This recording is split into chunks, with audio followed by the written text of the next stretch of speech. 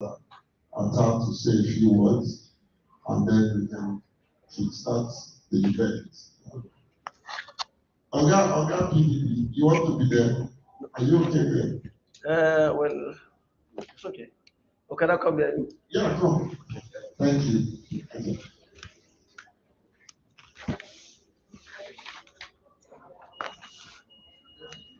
Let's can you assist me? Okay, I'll bring it up. Okay. On protocol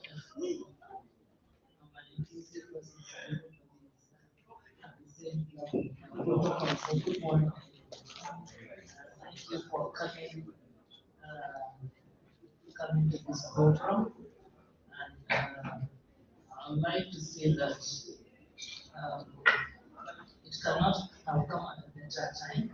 And I'm very glad to see that those that are targeted, the two leading parties are actually I hope they will see through to the end to get our community. We at TAM Africa believe in inclusivity, all vulnerable members of the society. Inclusive society ensures justice, equity, and it ensures that no one is left behind in development. PWD, because persons living with disability do have rights, and their rights encompass the ability to function day to day, as well as the ability to reach their potentials, contribute to their own culture in the society. They have aspirations, they have ambitions like any other person. Therefore, they deserve to be carried along. They deserve to be recognized and afforded full citizen rights. And these full citizen rights not just begin at, as I said, on their day-to-day activities.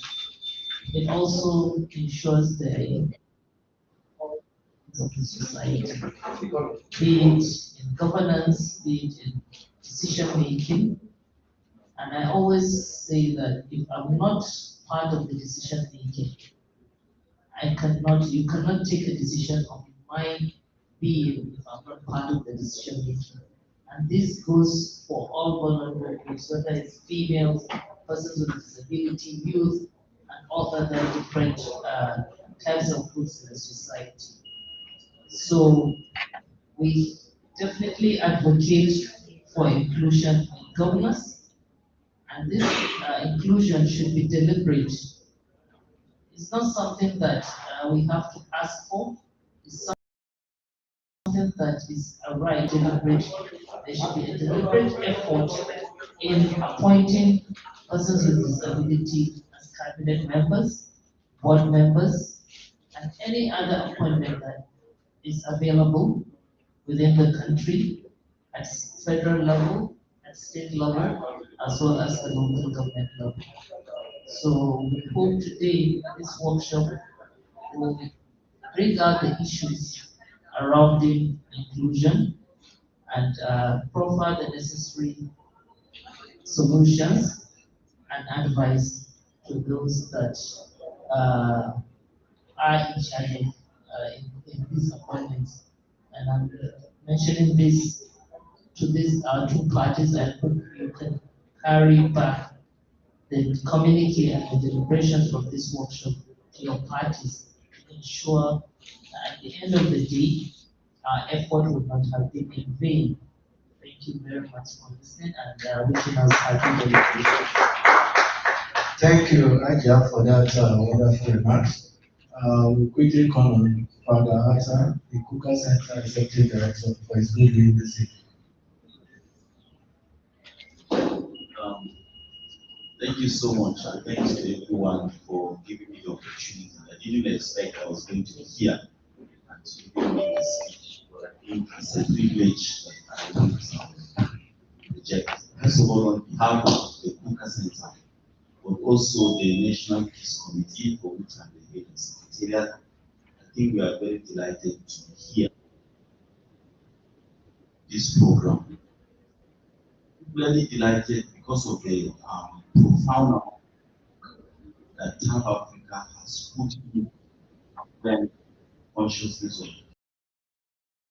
disability issues and ethics, especially across this country. And I think recognizing the appointment of people with disability into public office is really very significant and important. Perhaps for the very reason that it's only those who live through these experiences that have that moral authority, provide very strategic policy recommendations that will truly bring about change, and transformation. So I think that this program is timely, it is needed, it's necessary, and I think we should give all the necessary contributions we can make. And I think going forward, I was just talking to Jake shortly before we started that it will be important really to emphasize this even at the state level, particularly state houses of assembly. I was talking to you about a young girl in Katsina that at the Kuka Center we have trained for all our programs in local communities in the north, where she provides translation, into Hausa, so that local people live in their context and get to understand what is happening. And I think that is a bit of lack of knowledge, not necessarily ignorance, but lack of knowledge about disability issues in local communities. So I think appointing people with disability into public office is one thing, but a sustained strategy for creating that awareness and consciousness across this country in the long term, I think that is what is needed. Holding a public office is completely one thing, but treating others with absolute dignity and respect as human beings, I think is something that will be very important going forward. So we are happy to be here and we are going to make all the contributions that we can. So I would like to stop here. And once again, thank you so much for giving me this opportunity. Thank you.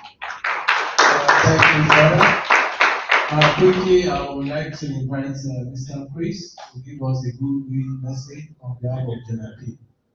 Thank you.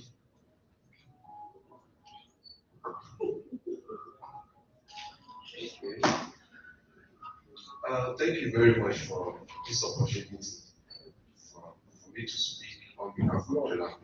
Even though I wasn't informed about it.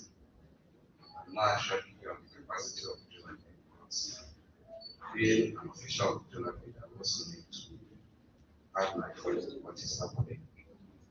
So when the level of JNP, we have always enjoyed working with us, South Africa. And what they are doing now is worthwhile because persons with disabilities are looking for ways to actually have a new governance. Because this last election, a lot of persons with disabilities actually contested. Unfortunately, they weren't given that opportunity because they were not voted for. So the only way we can actually participate is when we begin to maybe appointing some persons with disabilities into heads of executive offices. That will be one way that persons with disabilities will begin to now enjoy, being part of organizing, maybe learn the rules from them. And from there, we begin to see their capacity. And by seeing their capacity, we begin to trust what the persons with disabilities can actually do.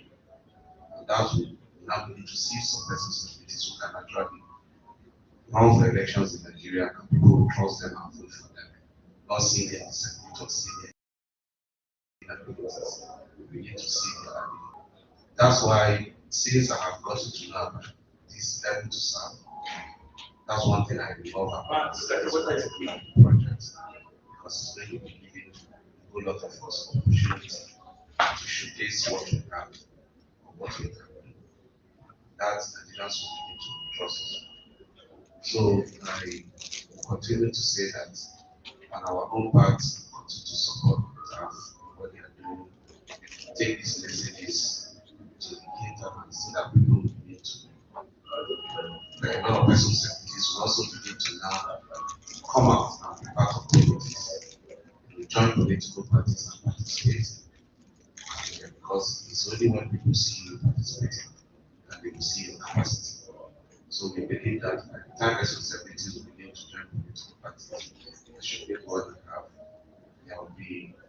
opportunities for them. And governors and presidents will need to now appoint them, not just as SAs alone, but also as commissioners and ministers. Thank you very much, staff, for this opportunity that you are giving for going with all of us. We are here and will continue to be part and parcel of what you're doing. So, on behalf of persons with disabilities, I would say thank you very much for bringing us out also to this particular project. Thank you, Mr. Jed and his team. We are so grateful to what you've done. Must say that we appreciate that we are given an opportunity to speak here. By the grace of God, something will happen. Thank you for that. I also like to invite Madam Hughes to give us a goodwill message on behalf of women with disabilities. Thank you. Good morning, everyone. Thank you very much for giving me this platform to speak on behalf of Network of Women with Disabilities. If you check the statistics very well, you understand that we are at a 0% level of participation in governance, politics, Nigeria as women with disabilities. Yes, some men were there before, but as a woman with disability, I have not seen that. And it is sad. We have capable women, we have women with disabilities, with capacity, with competence, with credibility, with character. We don't have the support and the opportunity to be part of the decision makers. I personally ran for office twice. In 2019, yes, we had about 7 women with disabilities that ran. The number increased, but none of us were able to clinch the ticket, let alone get into the position we are aspiring for. Those are the challenges: institutional barrier, infrastructural barrier, economic barrier, and institutional. Having talked about the challenges, what is the way forward? What are my recommendations to ensure the inclusivity of women and girls with disabilities? First, we need to believe in them that yes, they can do the job. That's why I'm very proud of TAF Africa on this project team. We have the abilities, we have the capacity, we lack support and opportunity. Having believed in women with disabilities, we need to give a level playing field for them to thrive. How can we do that? I heard Her Excellency when I entered talking about reserving some percentage for personal development. Yes, that's true. That's a very great recommendation. Please, I will also mention that. And this is timely for TAF to organize this event because at the moment people are lobbying for positions. So we are here with our voices, in our voices as one people saying we want to be included in all the appointments federal to the unit level. We can be ministers, we can be director generals, we can be executive secretaries, we can be commissioners. I heard most of the MDs, and we will do it exceedingly well. South Africa, thank you very much for organizing this very, very significant event. This is timely. This is focused on inclusivity of persons with disabilities. The Nigerian Disability Act talked about reserving 5%, but for me, I would request for 10% reservation of this appointment for persons with disabilities. The key word here is we have the capacity and we want to serve. Give us appointments. Thank you. Thank you, ma'am. Briefly, I would like to take us through the objectives of this gathering, some of which has been discussed during some of the remarks. The first thing is we all agree that PWDs, persons with disability, are an integral part of the society. In Nigeria today, we have about 27 million persons with disabilities. Hence, the need for us to begin to demand for their participation in governance. This is as a result of low level of participation in governance or democratic processes, and of course, even a low level of awareness on their rights as persons with disabilities. So first and foremost, we are using this gathering to intensify public awareness strategy, particularly in increasing the awareness of persons with disabilities rights.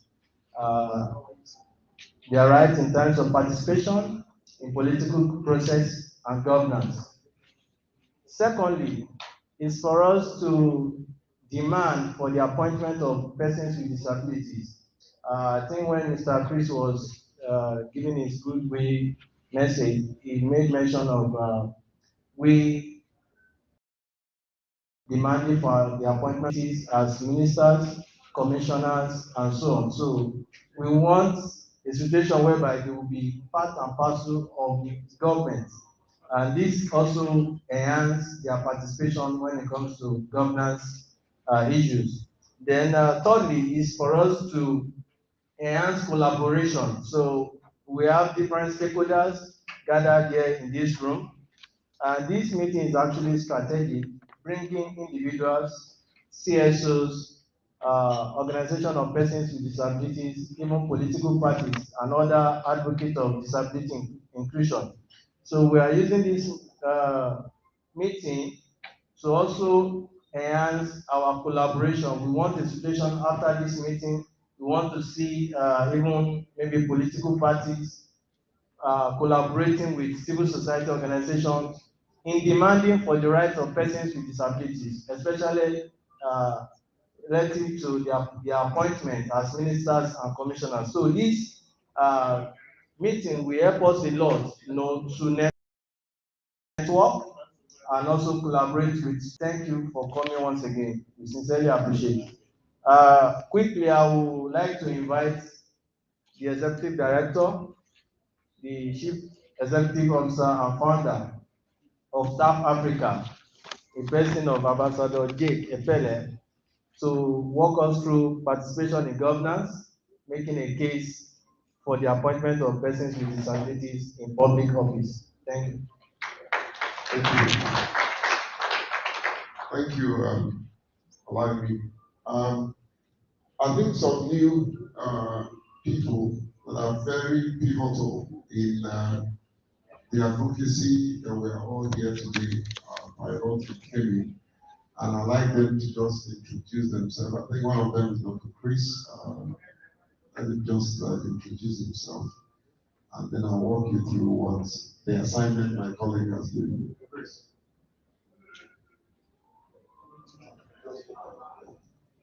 Good morning, all. My name is Dr. Chris Mwandoro, President and founder of Lotus Agency for the Blind and National Stability Empowerment Forum. Thank you. All right. I think one of our partners also has been here. NDI, we do work for NDI, National Democratic Institute, and he would like to say a few words. Thank you, Chief.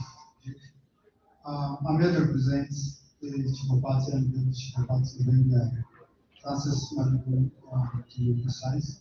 He asked me to send his greetings to this meeting, sit in and make all the contributions. At NDI, I've managed the disability program for about 5 years issues, and I was happy to come here to participate in this event. India is happy with its own partnership with staff. India has also contributed to disability objectives since 2014, trying to work with young people, women, and persons with disabilities. So we are happy to be here today to say thank you for everyone to contribute to able to serve projects. Thank you. Thank you. Thank you. Let me, at this time, thank our board member, Aja, who is also representing the chairman of the board. Many of you I won't be able to mention your name, but Lois is one of the strongest advocates for women with disability, and most times she also talks for men, like us. We're very proud of your achievement. And Lois is with this wonderful, good-looking husband that is sitting next to her. We're proud of you. We're proud of the fact that you're standing by us. It's not an easy thing marrying a person with disability, whether it's a man or a woman. They have their own woes of discrimination and stigmatization. I'm glad that our two political parties are here today. My friend Isa from APC and my friend, we're too close and sometimes I keep forgetting your name. Abdullahi from PDP. Please, let's put our hands together. Okay, once more, thank you to Chris for your kind words. Thank you, my good friend from IFA. And all our brothers and sisters from the community. I see Ruth, my friend, and Matthew, wonderful persons with albinism. All right, so let me just give us a heads up. First about the project Able to Serve. As the name implies, we believe that we have the capacity and the competence to serve at every level.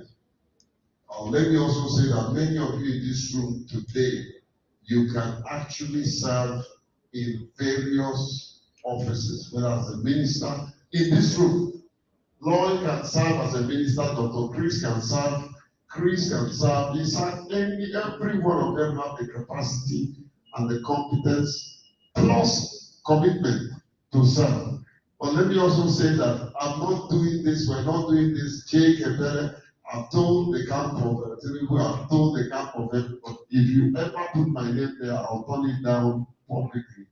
I'm not interested in it. My job is to push for younger people like you to take the position and to sit back and watch you how you do. You know, so Lord, don't be shy. If the ministerial position comes, I will endorse you because I know you will deliver. All right. So with that said, Able to Serve is structured in four levels. The entry level is part of what we're doing now, is to engage. And we're engaging at various levels. I've had meetings with 3 governor-elects and holding them accountable to ensure that at least I can tell you that I'm sure of 3 commissioners. The incoming administration is, so what we've done in organizing this meeting is for you to come so that we can put heads together. It's not a situation where they will say to you, recommend people, and we don't have people to recommend. So we want to look at everyone, in whether you're here or you're not here. What are their capacities? At what level can they serve? And create a database that wherever they ask us to make a recommendation, we will give them more than what they have asked. Minimum of at least 10 names. And it doesn't matter whoever they choose. We will support that person and ensure that that person will deliver. Because once we have the opportunity and one person messes it up, it's a disservice to the community. So we want people that we can hold accountable. We want people that is responsible. We want people that will also mentor others. Because once you have the opportunity, we want you to mentor others who will also take the opportunity. So our first and entry level is to engage both the media, the social media, put out information. Many of you today, we will take 1 minute of your time and get your voice and push it out through these two media outlets. They were coming up.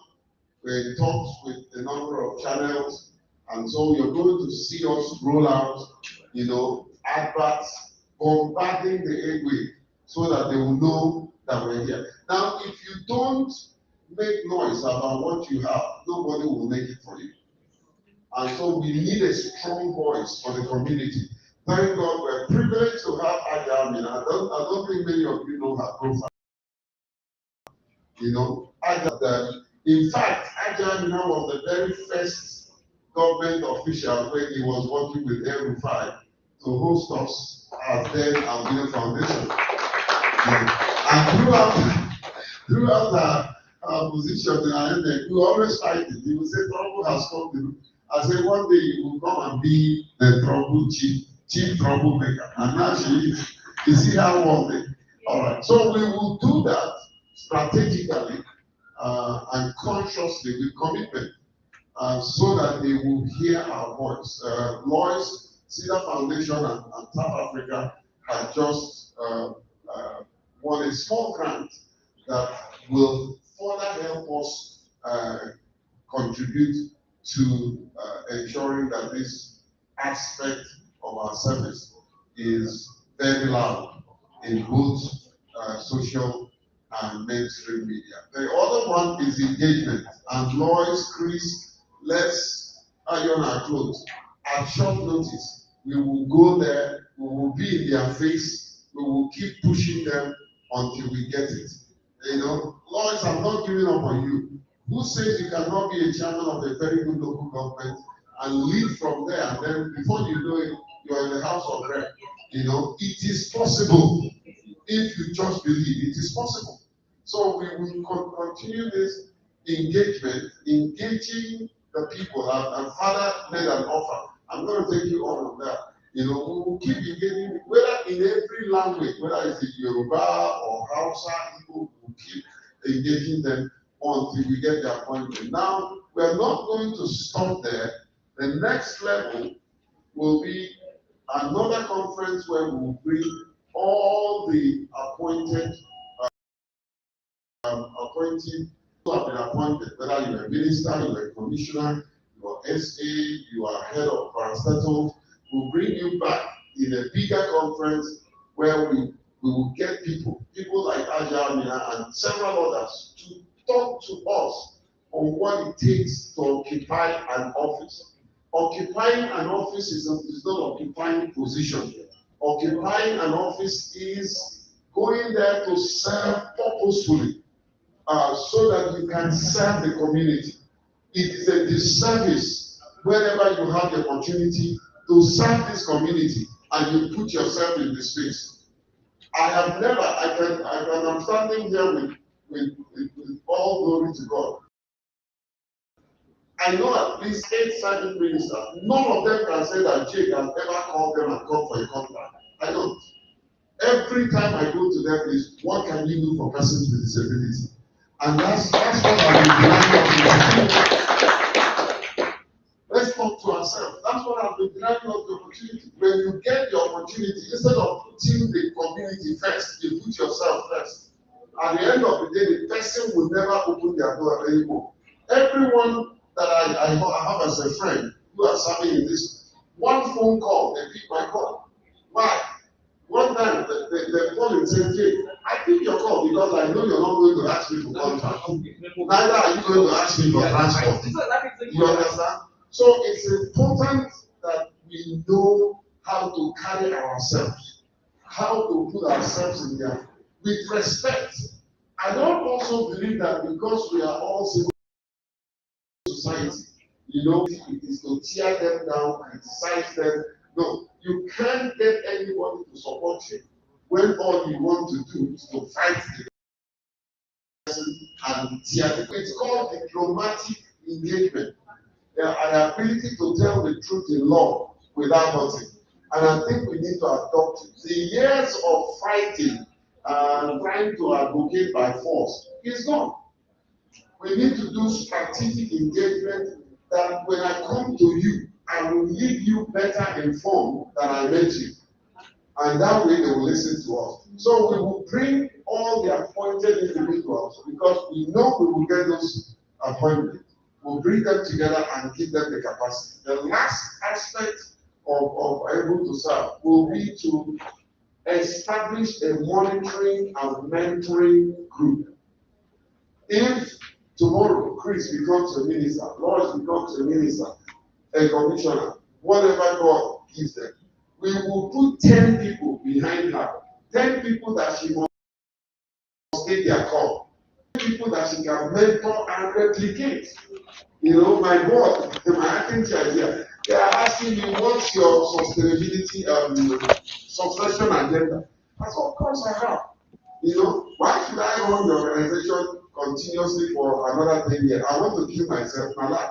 I will hand over when I'm alive, not when at my funeral. They say, who will take over? Not for me. So we must be ready to serve selflessly with intentionality, giving them the opportunity to know that we have the capacity and we will not fail this country and we will not fail this generation.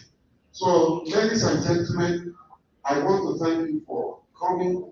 Let's engage and ensure that we get a profound communique at the end of the day. Just towards the tail end of this event, we will have a press conference to the public what you and I have agreed for the incoming administration to do for us.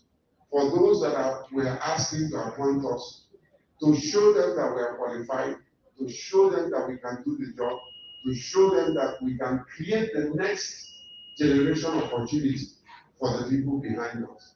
Remember, always remember that the day you were born, the whole world rejoiced and you cried. Be conscious about it that you're going to live your life so well that the day you die, you will rejoice and the whole world will cry. Ladies and gentlemen, that's the life of contribution. I think, let me take you to something that is trending. Everyone in this room, I'm sure, have heard about Hilda. That girl decided to do what others thought was impossible. She never believed that, she was overweight in the first place. She had to go and work out and work out and work out. She didn't believe she would do 500 hours standing and cooking. Can you imagine what those days, if they say go and study to be a chef, you will tell the person, go get out from my side. But look at, she has become a celebrity overnight. That you can be the next Hilda if you are determined, if you are committed. Thank you. Thank you, Steve, for that detailed background. Before we go for C, we quickly want to have a group photograph. Okay.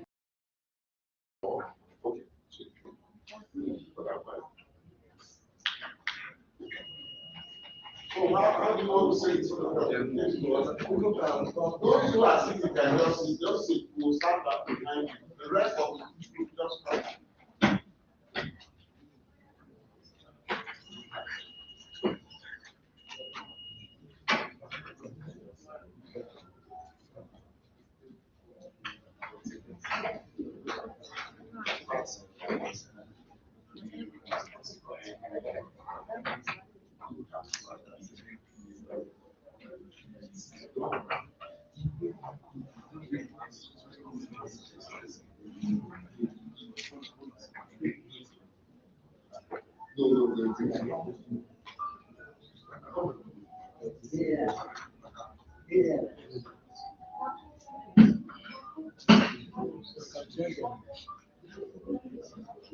Who is taking the photograph?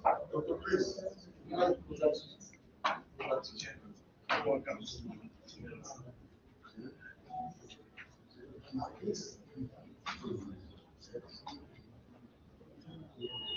Who is taking the photograph? Where is William?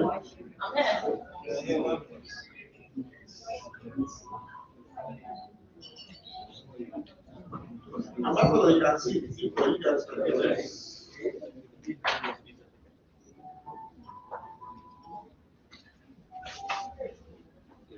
Where is your team? Where is William? I'm here. Oh, okay. Let's do it quick.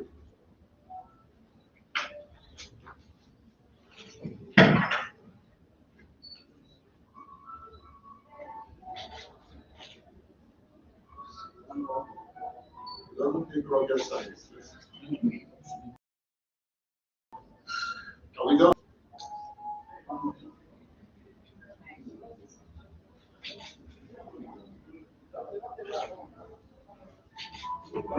Okay, thank you. Thank you. We can have our tea outside and come back to the room. Can you arrange for?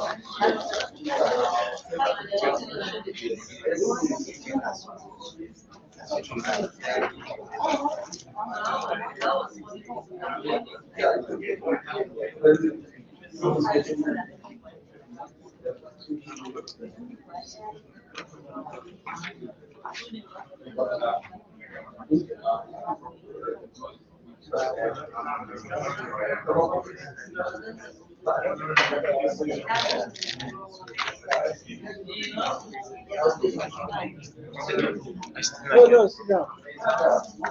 You are here because of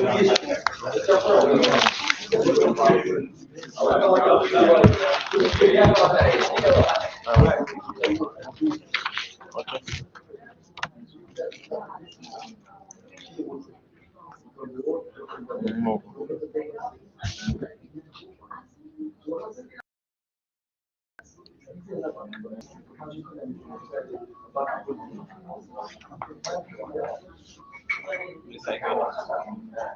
I went there as well.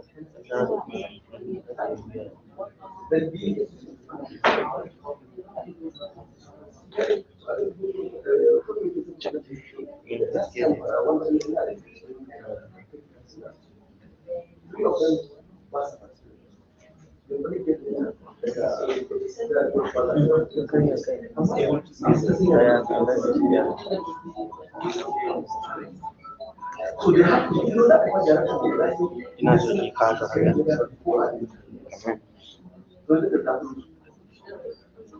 a shan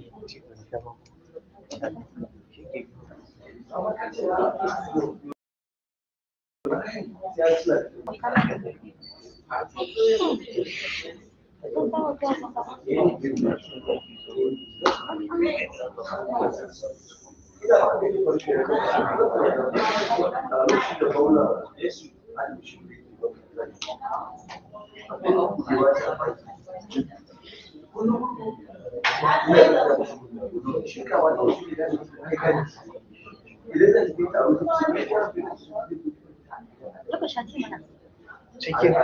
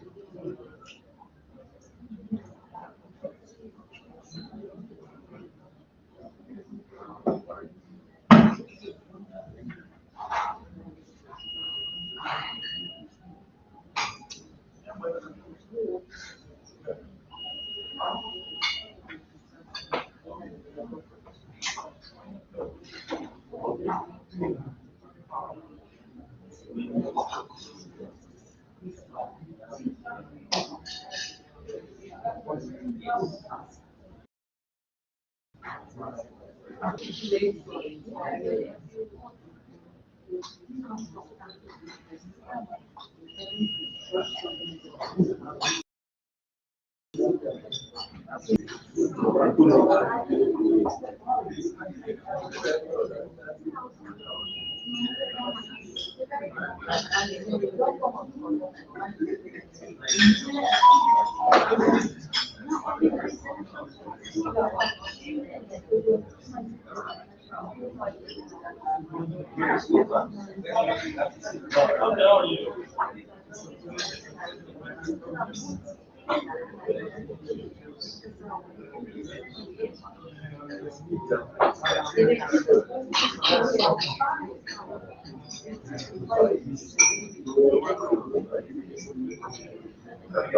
don't have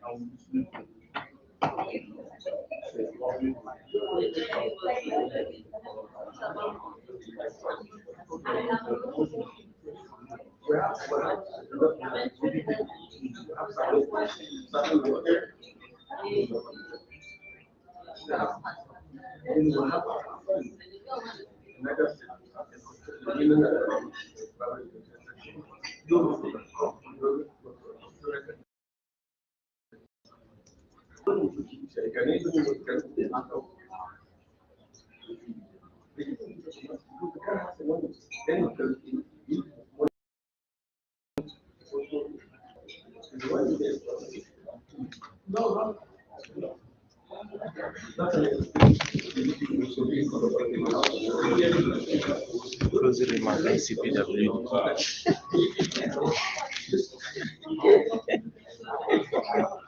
They get the system. Okay, let me pick for you. The role of persons with disability in governance and national inclusion. Creating a database of interested availability, presentation of draft, press conference. Okay, now the Nati did it do. Okay, I don't look good photograph into public offices.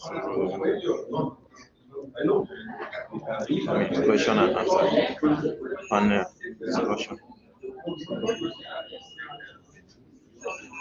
Now for the one finish. Now for yeah, give to the tax. So how you go about your work? I will go leave. Oh, sorry.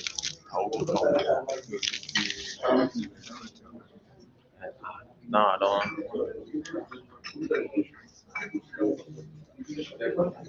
Get you just back and forth.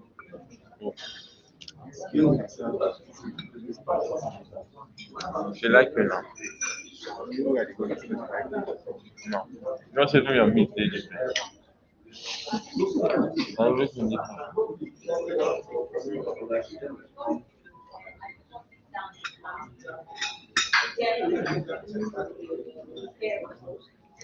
Get this girl.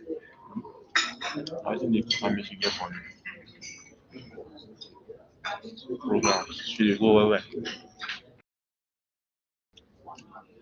100,000. This is the sharpness. She's got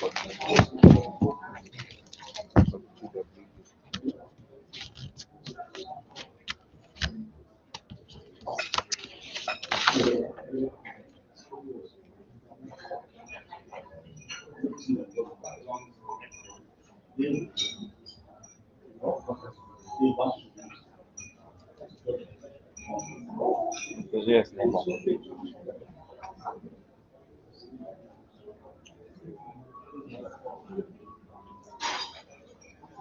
What we using a year so we don't follow this back.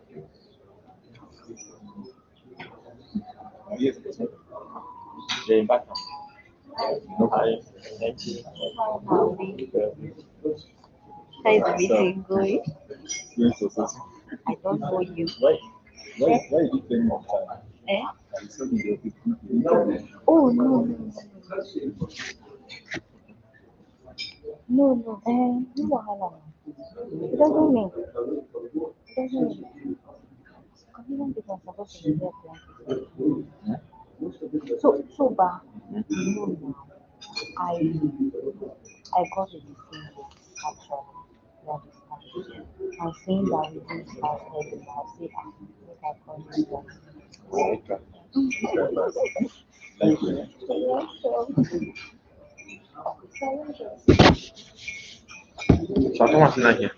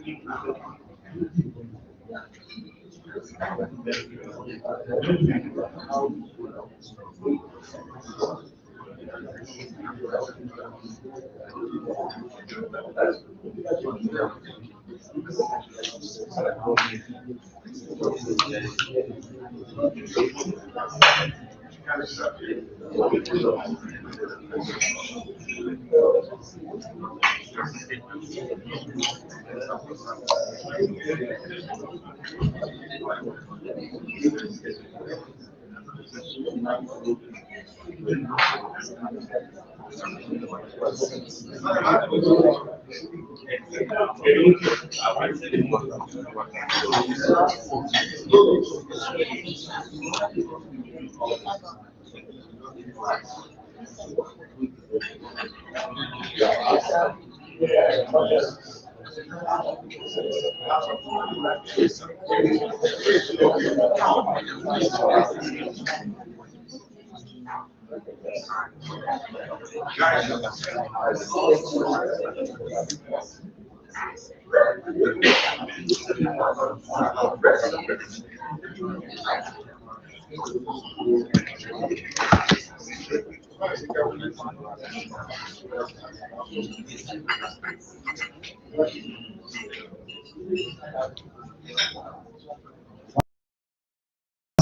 morning, everyone.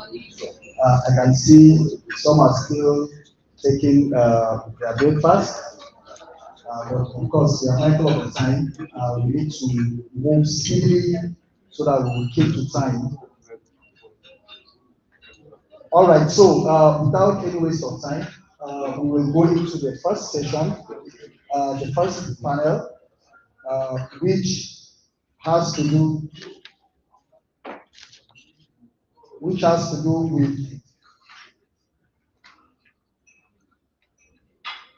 appointments of PWDs into public offices, the role of political parties and elected individuals. Yes, so the discussion is going to center around the role of political parties, and the moderator for this panel is Mr. Ezrom Ajanya from Kuka Center. So please, can we give up to Mr. Ezrom as he comes to take his seat to moderate this panel.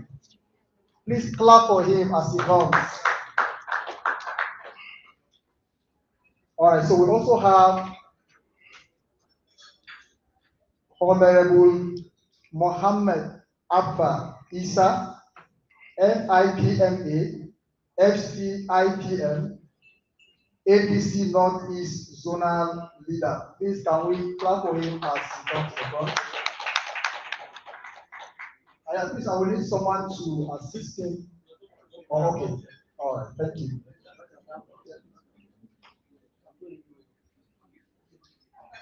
Yes, we also have Honorable Abdullahi Akilu, PWD leader of the People Democratic Party, PDP.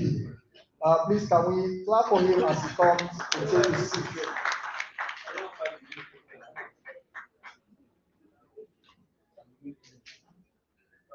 Yeah, so on this panel, we also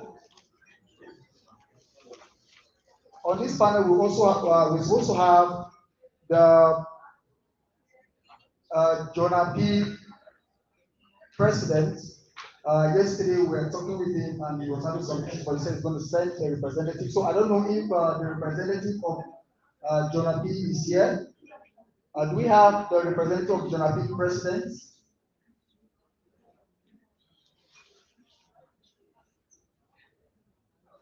Okay. All right. So, but we will not waste time. We will continue in this discussion. So I will hand over the mic to the moderator as we start the discussion. Thank you very much.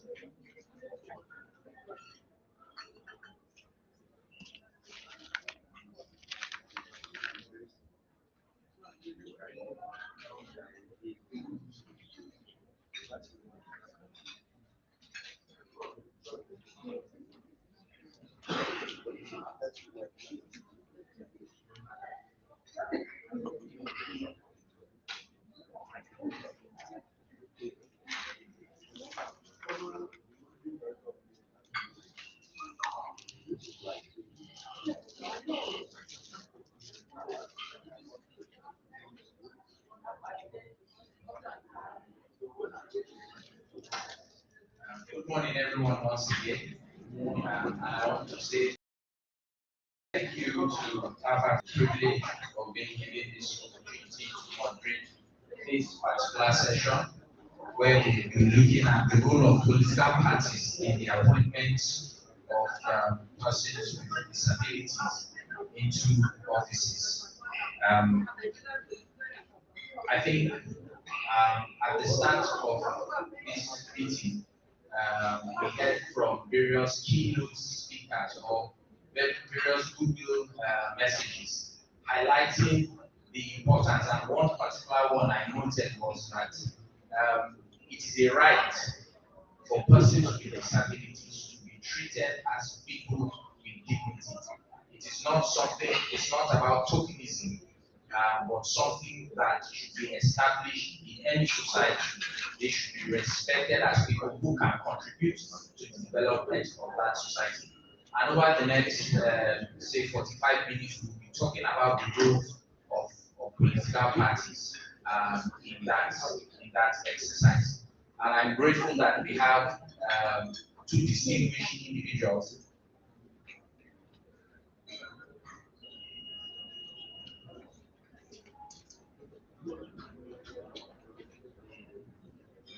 All right, so it's a good thing we have two prominent individuals from what we know as the two largest political parties in Nigeria. I've also been told to ask Mrs. Lois Alta, please can you join us at the panel? I hope that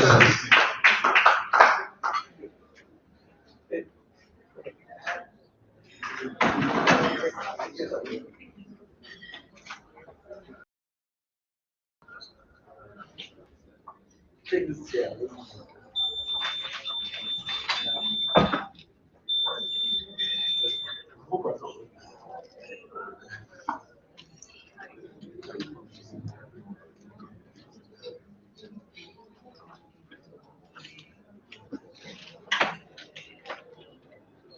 Thank you very much.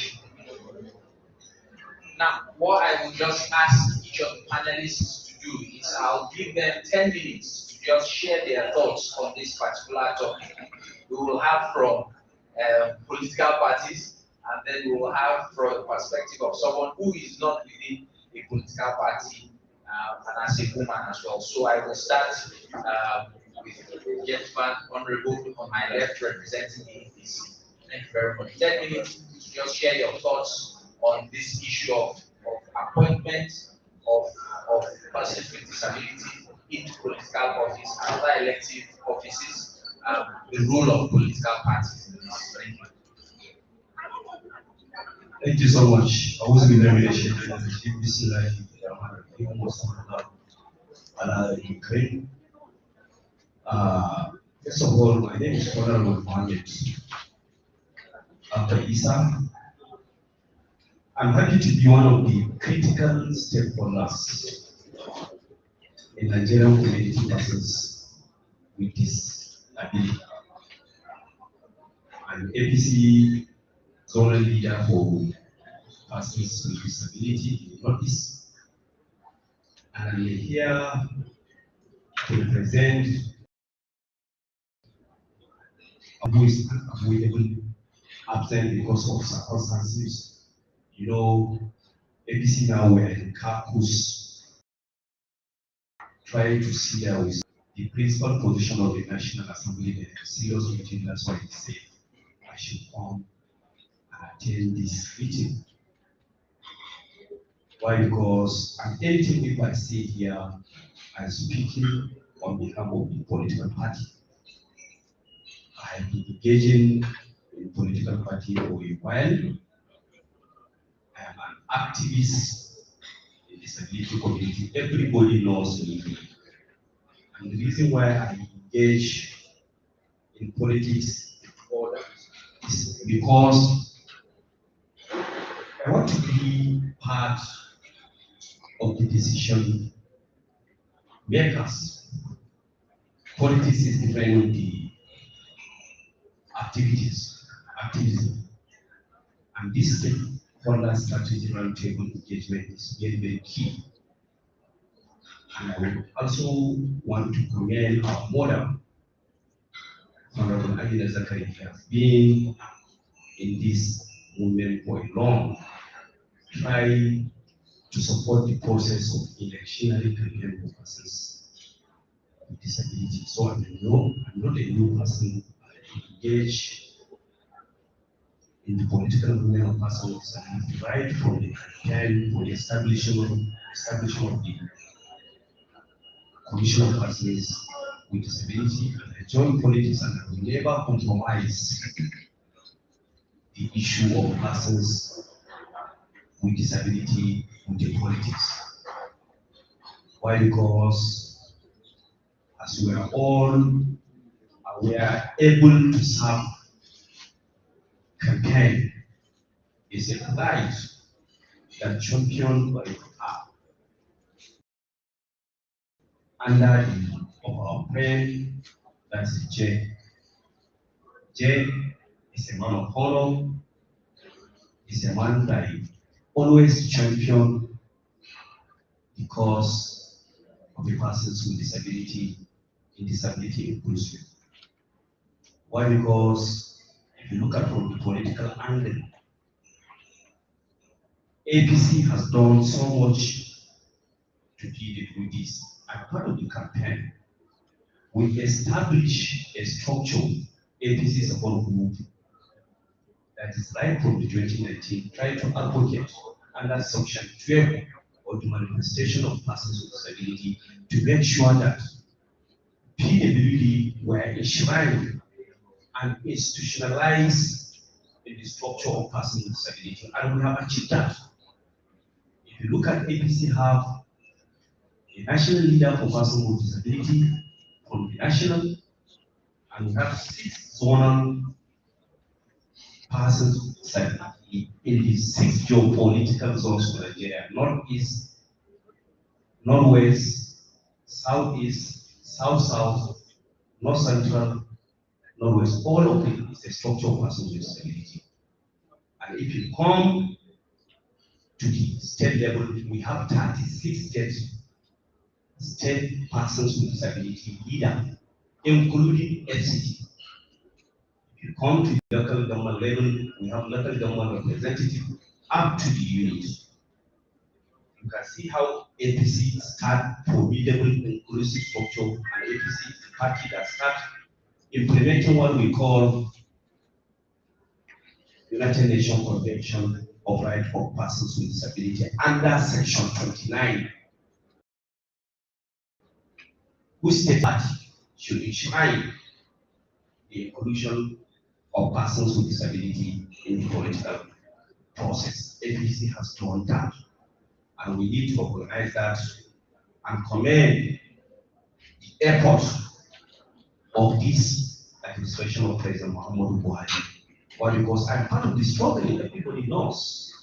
We spent 60 years struggling in this unity county to see that APC has institutionalized PWDs in their structure, and we have achieved that.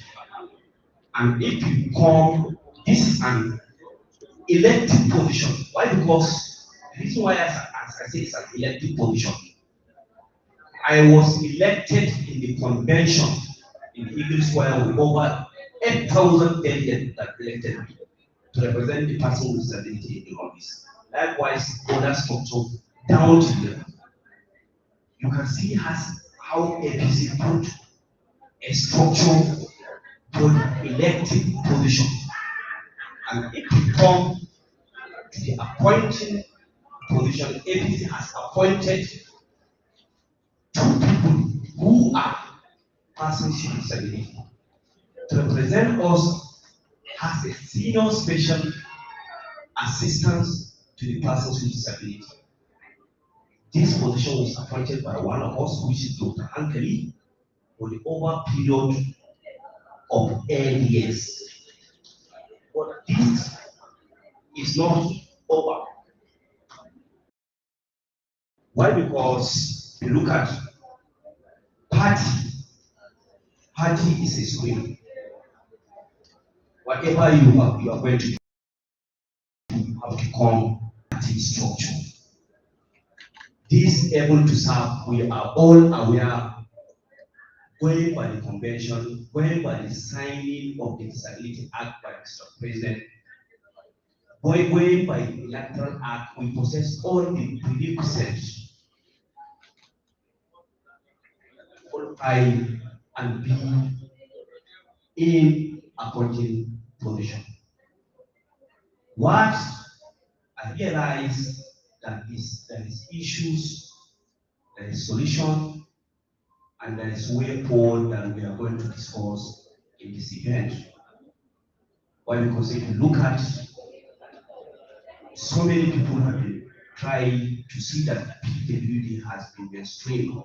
Even though we have an elected act, the issue is how are we going to activate it? How are we going to get our people mainstream into this statutory position, not the position of the special advisor to the president or the stability man. No, we are able to serve in different positions as a ministers, executive directors from ministry, department, and parastatal. And we thank God with this coming administration of Aswaji Bola and Tinubu. Why? Because we had been in campaign. There is a structure or existing campaign from the APC, that's PCC presidential campaign for the Aswaji Bola and Tinubu that APC has constituted. I'm one of the deputy director and the spokesperson. What we have done, we established a structure right from the national up to tell the government that PWD constitutes almost the 30% voting population of this government that bought this administration, and this one we have done. We have contributed to this administration as part of the campaign, as part of the strategy. We have voted, and we are now facing the governance. How are we going to see our PWDs has been appointed into appointing position? The only thing what I will advise here is that one, presently the president-elect has made a commitment statement. Why? Because I am privileged to be part of the national executive members, whereby a decision, whenever there is a decision in terms of PWDs, I will be part of the why because I'm representing the person with disability. That is where I involve politics. The president-elect says that there must be an appointment for PWD as a minister.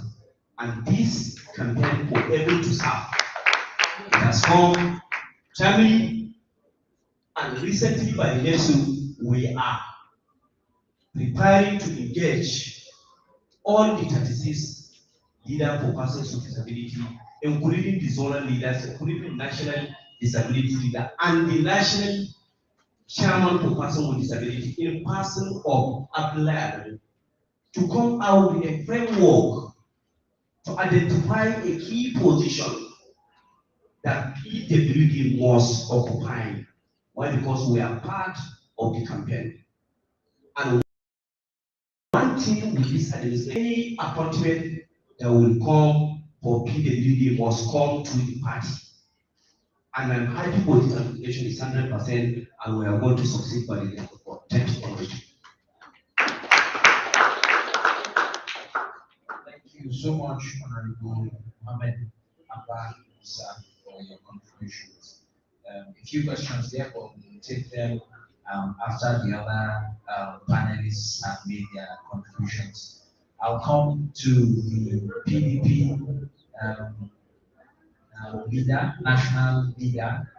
I'll ask you to introduce yourself.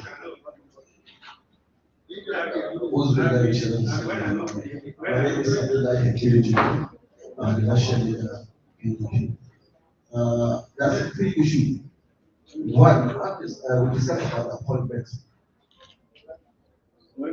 Appointment, then political participation into the political. your party activities. In terms of accountability for participating in political party, we have two problems with this. One, most of our personal responsibility is not participating in political activities. They only rely on I have a master's degree, and if the party win, then we expected to write a letter to get an appointment, which is wrong. What is your input in the political activities? In political activities, you have to start from where you are. That is your base. I have my own base. That's Kaduna local government. My unit, Badarawa. That's what I started. I started from my unit down to the local government level, down to state level, and down to the national. Don't expect people to come and base in Abuja. That's political base in Abuja. That's the problem of personal disability. Don't expect political party to give out appointment letter without contributing, without participating. Let me give one example. Currently now we have a member state assembly from Zamfara. His personal disability, he won elections. He started from his own unit. And we have the Victoria candidate Niger State, he's a separate person. He won the primary elections. And he loses the general election. His personal disability cannot even walk, but he has the money. We have former National Assembly from Zamfara. We have former National Assembly from Kwara State. But what is the input of personal disability into political? None. They can't go and show themselves in the political activities. So don't expect a political party to give you an appointment letter. Why didn't you do anything? Why didn't you do it? Show yourself. Assuming that most of the personal disability is easier to recognize you, you have to go to your unit, starting from there as a person with disability, national leaders, level to the state or local government level. But most of them, they are lying. The only base they wanted to get an award seat. So we have to tell ourselves true. We can't rely on here in Abuja to expect a political party to assist you. No. Let me give you one example. I will give you one. Right from my work level. I'm a stakeholder in my local and the world level. I'm a stakeholder in the local government level. I'm a stakeholder at the national state level and the national level stakeholders. Any activities, political party in my state, therefore I must be there. Because I started, I contested a council seat, I lose. I contested step in the state assembly, I lose. But most of them, they know me. When they mention my name, they want to give me a stakeholder as a national delegate in the state. Nobody rejected it because they know that I'm part full participation. I don't have CC. When I started my politics, now I have 3 houses. And I bought a new car, more than 5 million, 6 to 10 million. For politics, I'm married 4 wives. I have a children, I pay the school fees every year, 1.5 million naira. I enjoy it because I participate in the political activities. That is the one. But how do you expect a person to be relying without getting money? You can't get an appointment. Let me give you one example in Ondo State during Adam Oshimole. When he was a contested governorship in Ondo State, they have a personal certificate there. He used to participate during the campaign. The guy doesn't have money, but he used to come and sleep in Adam Oshimole house while they're parking cars. Time goes on, Adam Oshimole know the guy. So after he won the election, he called him, he gave him an appointment as a special advisor. And then most of the guy. And then Adam Oshimole can give order to call them everybody present their certificate and a master's degree in a what they ask them all and say, okay, good and fine. What type of input you put in during my campaign? Everybody started it. He said, this guy, it was stoppers. I did enjoy it, most enjoy it.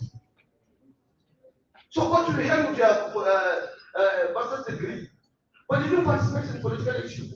That's a problem of personal disability. You must participate fully. Don't deceive yourself. Don't ever deceive yourself and say, let me rely because I'm a person with disability. I'm expected to move a move appointment. Cannot be possible. Then in terms of PDP they use as a person with disability seriously. I'm one of the campaign director, campaign classes during the campaign. I'm a director, I'm a national director of mobilized. I know the person with disability in Nigeria. And I assure you that definitely if you win the election, he will give us 3 appointments ministers. Apart from various appointments are not enforced. So that is the one issue in the political party, in the political activities. So we have that problem of personal stability. If you don't participate in political activities, it's not fine. Don't expect any political party here or other PDP or ABC to give you appointment. Why are you not fully for the political party? Don't expect it because you are person with disability, let me relax. I'm a person with disability, it's easier to get out. No. Why you are there? Children, where are you? Children, where are you? But if you are pulling, you can even challenge him. Sir, you must give us that 3% or 3%. But without full participation, how can you expect him to give you? No. We have to take ourselves through this. That's the reality.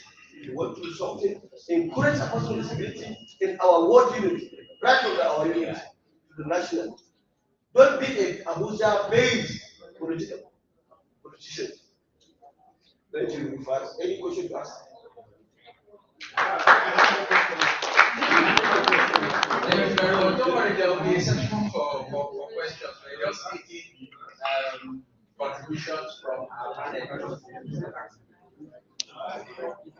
Now, the last panelist was sitting on the list is Madam Lois, who is a 2-time contestant in Nigeria's electoral process.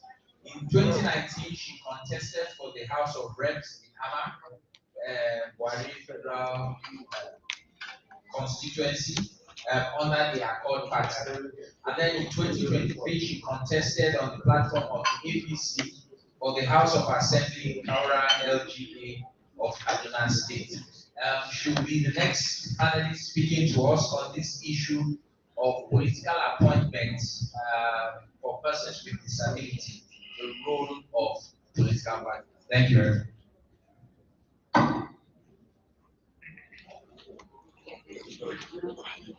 Thank you very much.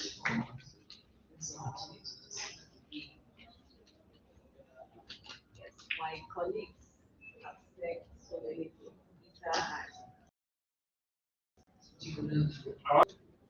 And that's when they reach campaign, they talk. Welcome, Dr. Chike.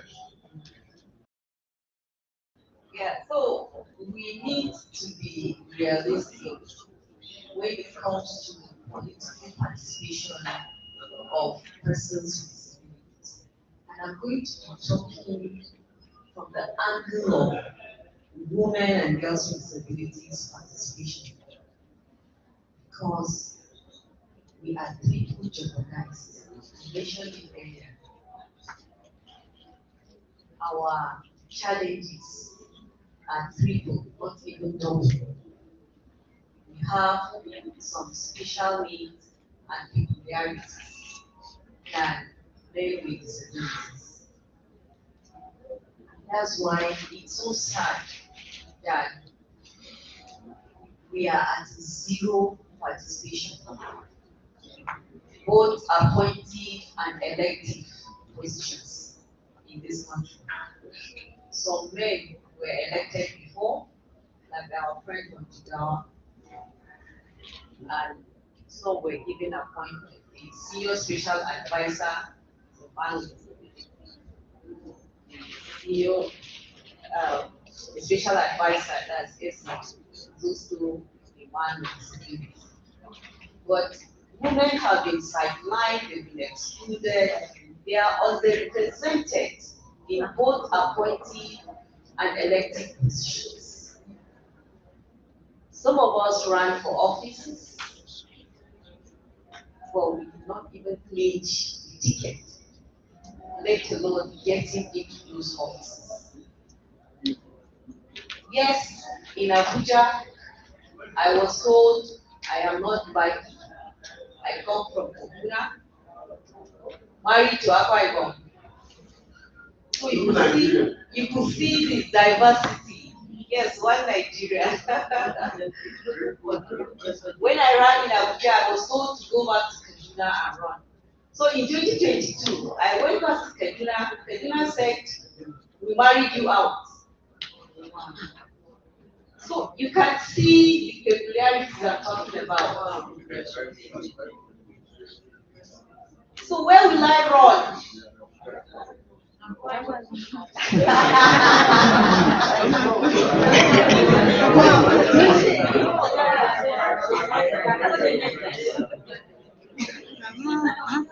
So this question is very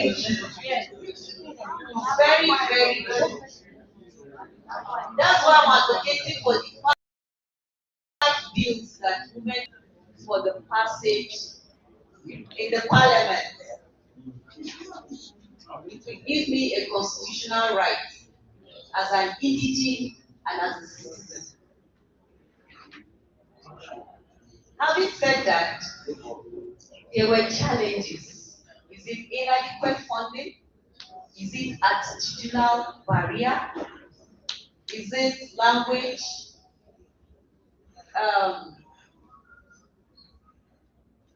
Infrastructural barrier? Because I can remember a certain time that we went for campaign. I couldn't follow my team because we had to cross a river to get to for a campaign. So you could see that it has stopped me from reaching where I wanted to go. Language barrier. Some places I couldn't speak Swahili. They don't understand Hausa. They don't understand English. So it was an issue. What about someone telling you to go back and speak? That you don't have to suffer yourself, you don't have anything to offer. Well, you are on a live radio interview with other male candidates. Why didn't he say that to the other male candidates? But he called me, he called my name and said I should go and speak.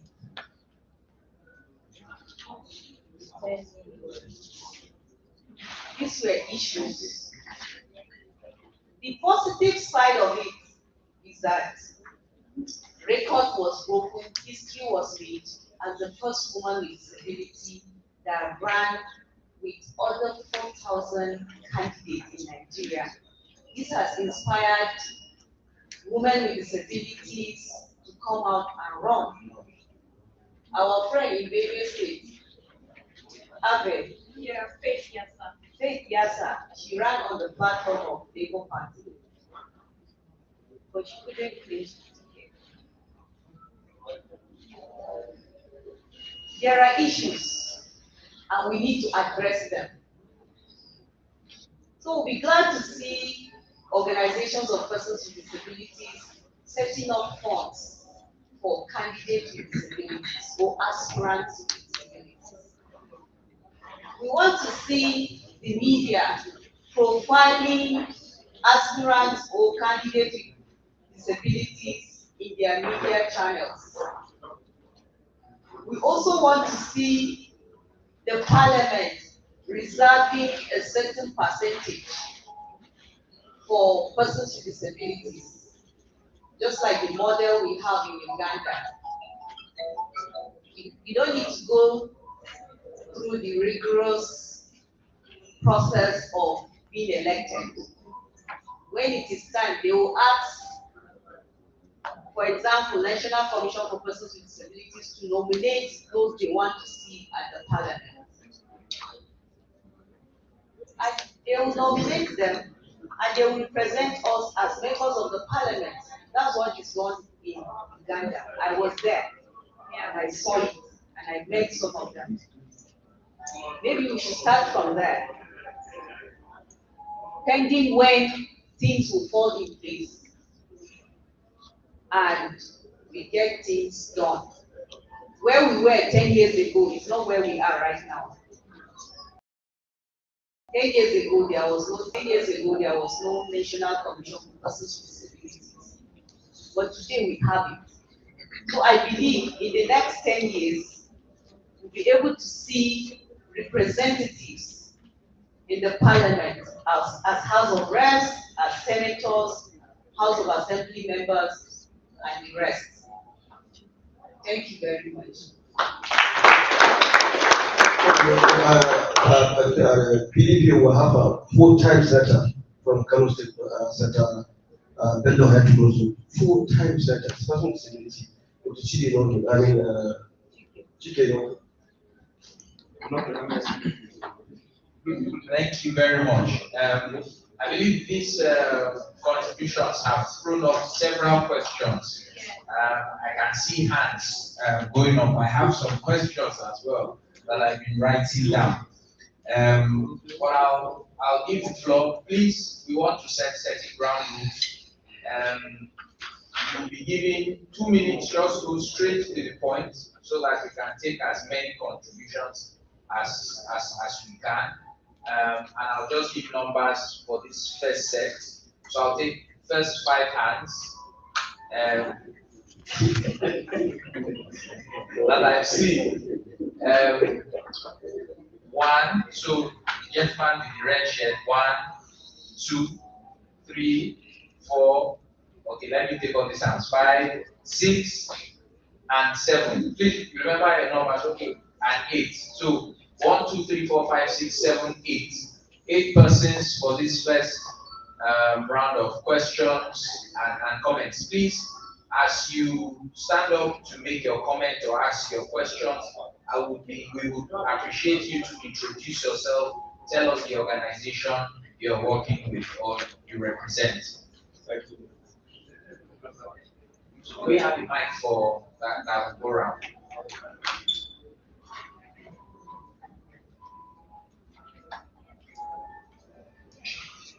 Good day, everybody. My name is Abija Matthew Asu from AAN, Albinism Association of Nigeria, FCT. First, I want to start with my sister, Madam Lois, to comment on what she just said. I want to let us know that in politics, it is not all about challenges about tribalism or where you come from. I want to make this contribution that in FCT here, among PWDs, first, identify with a political party, register in the ward. Once you register in that ward, you are a member of that political party. So there is, in the cost of making selection, in as much as you are a member of that political party and a ward member with your membership card, so you attend meeting during the primaries or whatever, you'll be recognized. I think I'm saying this based on experience. In Abuja here, Chinedu is the House of Rep representing Abuja North, right?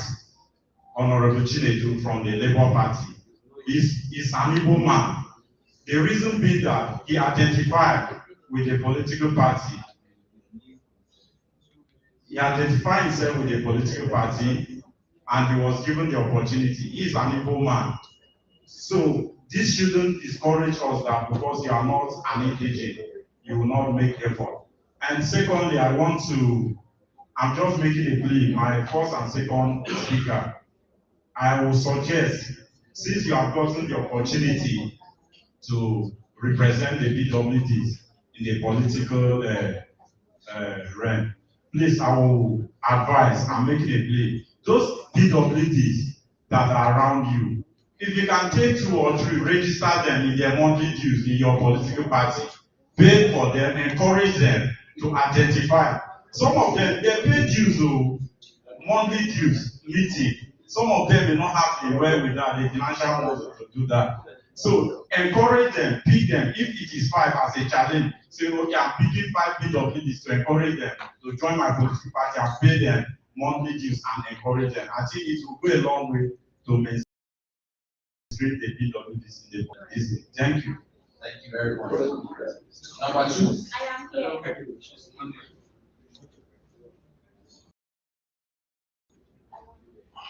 I'm VIK and I represent NAPO. Going by what our Honorable Mrs. Chloe said, a lot of thoughts are going through my mind right now. And this goes down to what the society, where the society has placed the woman. Because right now, even getting married now is a problem. Because I've left my people to get married, I can't run for election back in my home. So our main leader seated there now. What is the political parties talking about? What the issue? One of the issues she raised there. She ran for an office here in Abuja. They said she go back and to her home. When she got there, they said they had given her house. And definitely, by the time she runs to where they have given her, they will say they don't know her yet. So you can see the society and women, that is so unfair what is happening. So I want to know if and how the party will address this issue. Because it shouldn't be an issue of we are giving you out, go back where we are giving you. Like, it doesn't make sense. This is a human being first. And she wants to serve her people. So women shouldn't be discriminated on the basis of you are married, so go and do this, go and do that. So if there's something that the party can do in that regard, we want to really know. Because this will even discourage our women from wanting to get married. Okay, imagine that this year was election year and I have the intention of the party, and I also have husband this year to marry. So I'll kind of be scared, like if I marry now, they'll like. Thank you very much.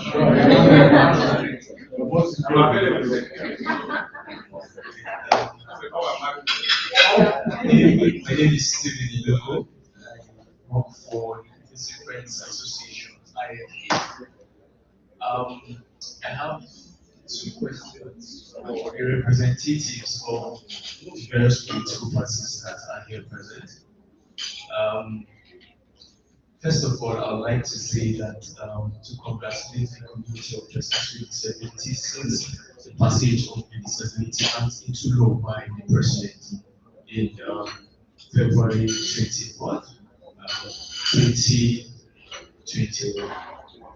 2019 rather. My question for the representative of the APC.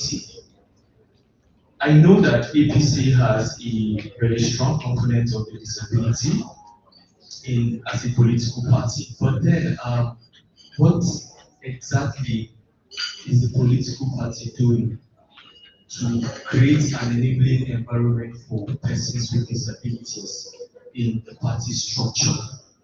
Secondly, I know very well that they are quite, this is the first time the disability community is recording an increased number of persons running for elected positions looking at the 2023 general elections. If I am not mistaken, I know that there are over 35 persons with disabilities who ran for various elected positions in the 2023 general election.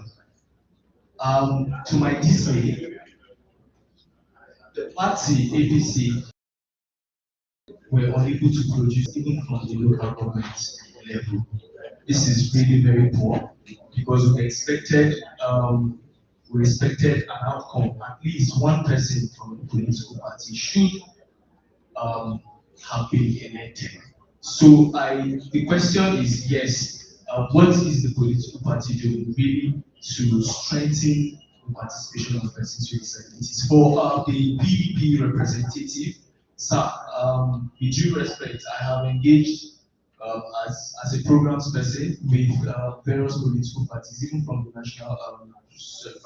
national down to the state level. I would like to say that the People's Democratic Party really does not have an enabling structure, not even a constitution, because I have really, just aside from the constitution, accessibility to even all the various political parties is poor. Even the ABC national secretariat is not accessible. So if a person with a disability goes to, even as a member of political party, how do they access their offices? The environment is not accessible for persons with disability. So my recommendation is that various political parties should try in every means to strengthen their constitution and also encourage persons with disabilities to participate in various space. Thank you. Thank you very much.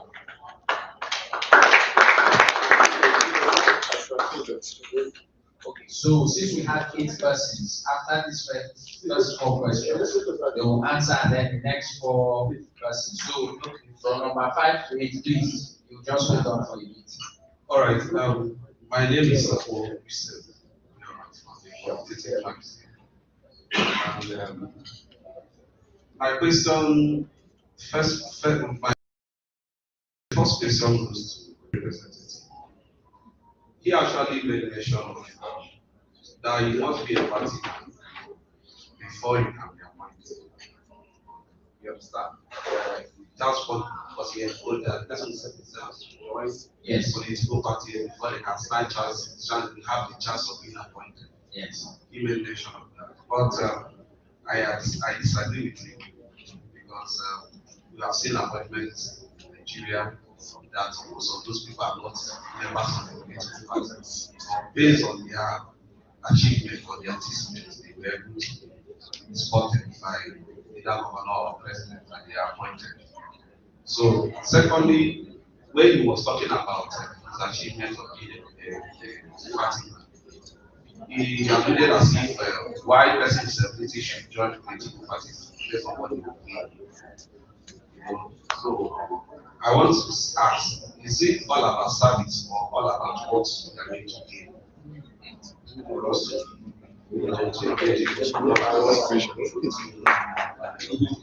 gain politics. Then my question to the APC person is APC have all the structures, and we want to know, based on the structure that APC have, what is the scorecard of what the person services have been able to achieve under APC?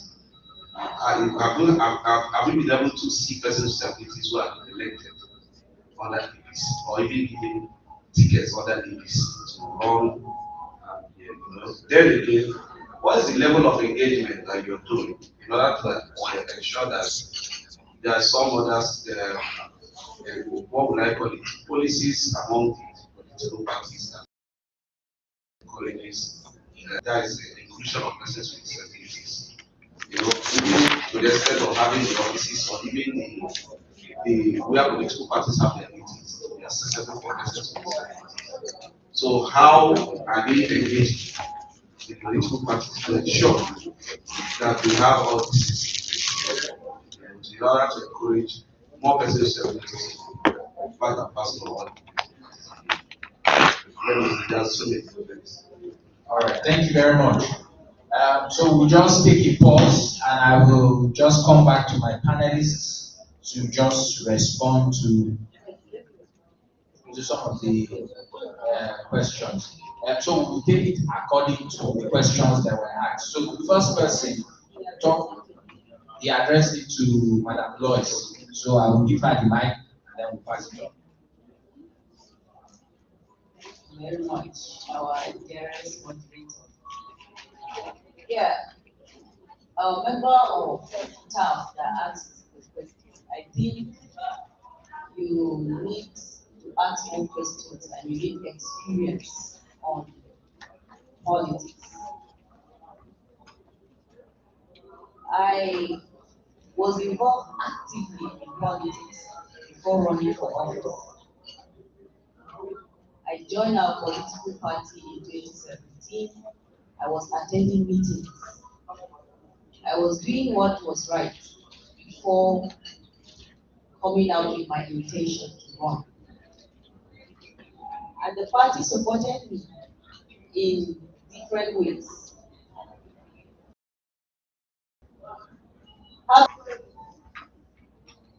Persons with disabilities need more than participation in politics. We need support in different angles. The person you talked about, Honorable Chinedu, won the election on the grace of Peter Obi in Abuja. Yes. If Chinedu had run on APC or PDP, it would be difficult for him to get it. It's on the grace of Peter Obi that he got it. So I need you to go back and join a political party, ask questions, and involve actively in politics before telling some people that they do not do their homework. Did my homework in and out, back and front, right and left, up and down. I did my homework. My campaign manager is here, you can testify. If you don't know, I married my campaign manager.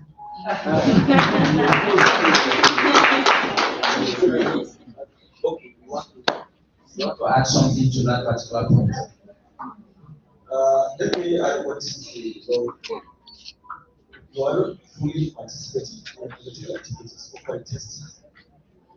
If you want to know what is politics, you have to contest and see what is happening exactly. They have a huge issue. Most of contestants, they had problems. If you cannot be participating in your own award level, that's your friends started with your base. So you have two issues. We started from Abuja back to the criminal state.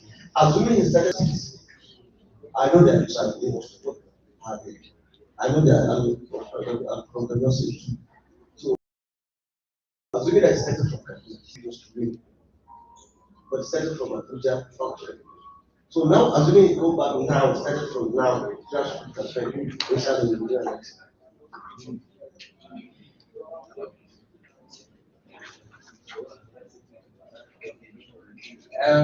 So the next question was talking more about structural issues surrounding gender and the role of women in leadership positions.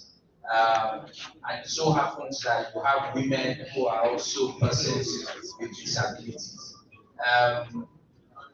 And so I just want to ask the question then is, what are the political parties doing about this particular issue? It's a double whammy for them. Okay, triple. Okay. Thank you so much. I would like to analyze all the question that was presented to us. Why? Because if we look at the political angle, I am not here to talk on politics or to talk of APC or to talk of this. No, I will never compromise issue of persons with disability in politics. I engage into politics whereby I participate actively in activism. If you look at what we are saying, we are talking about the pollution in areas. Won the election.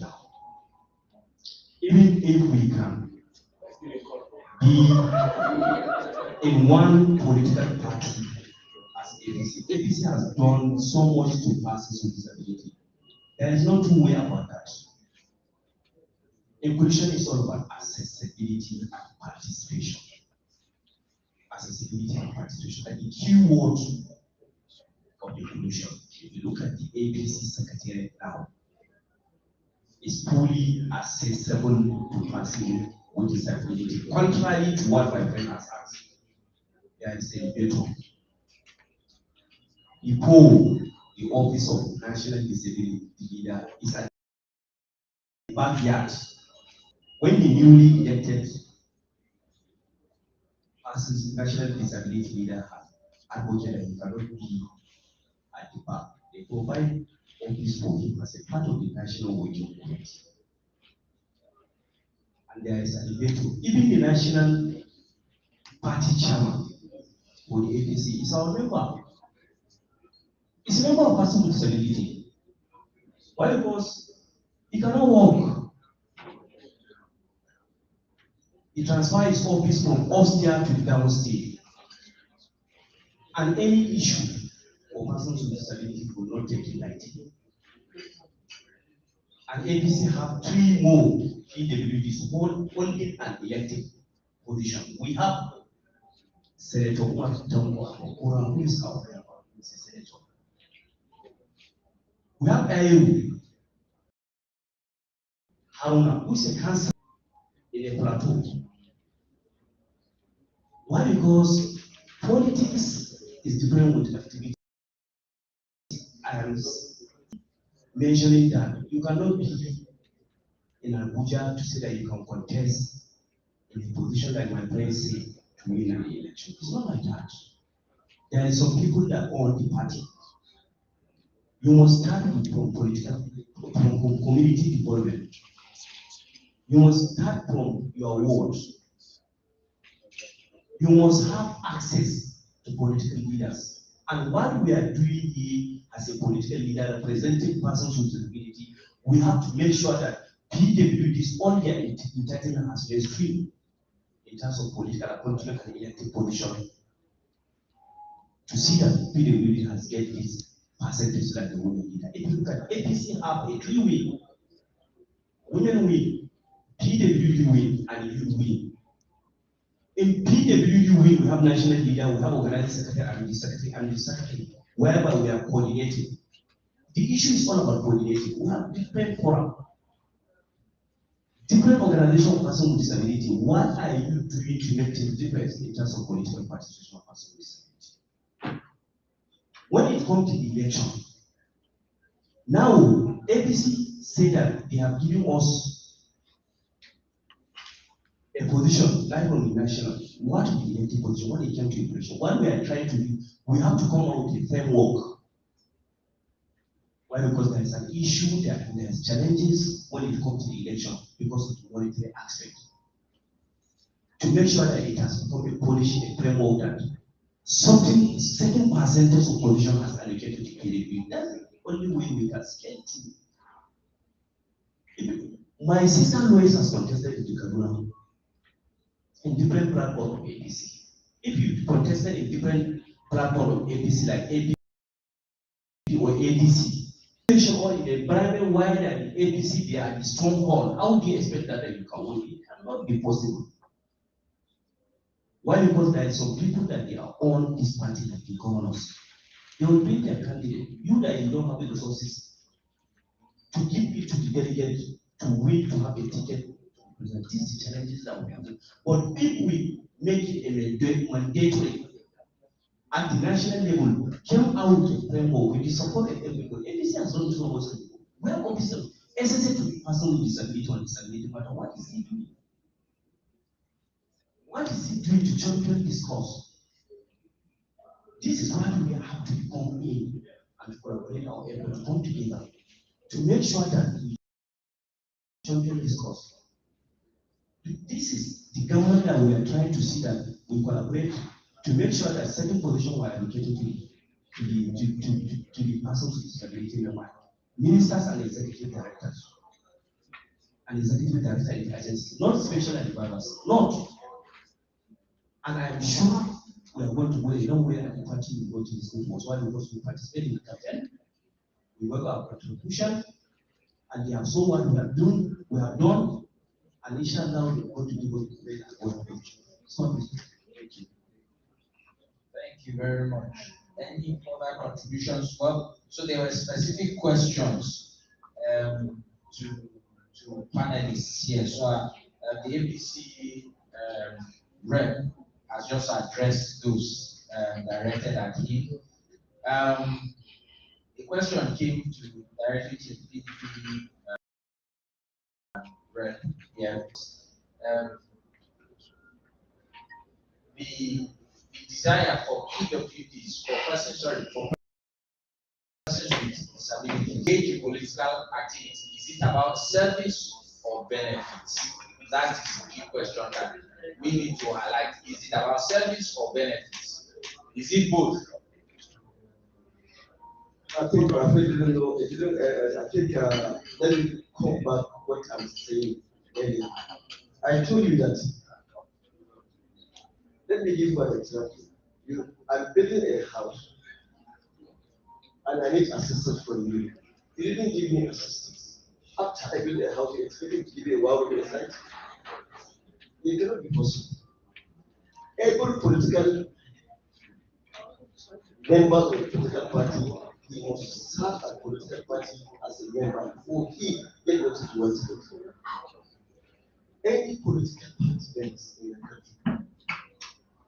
I know if you by opportunity have that appointment, there was a problem there.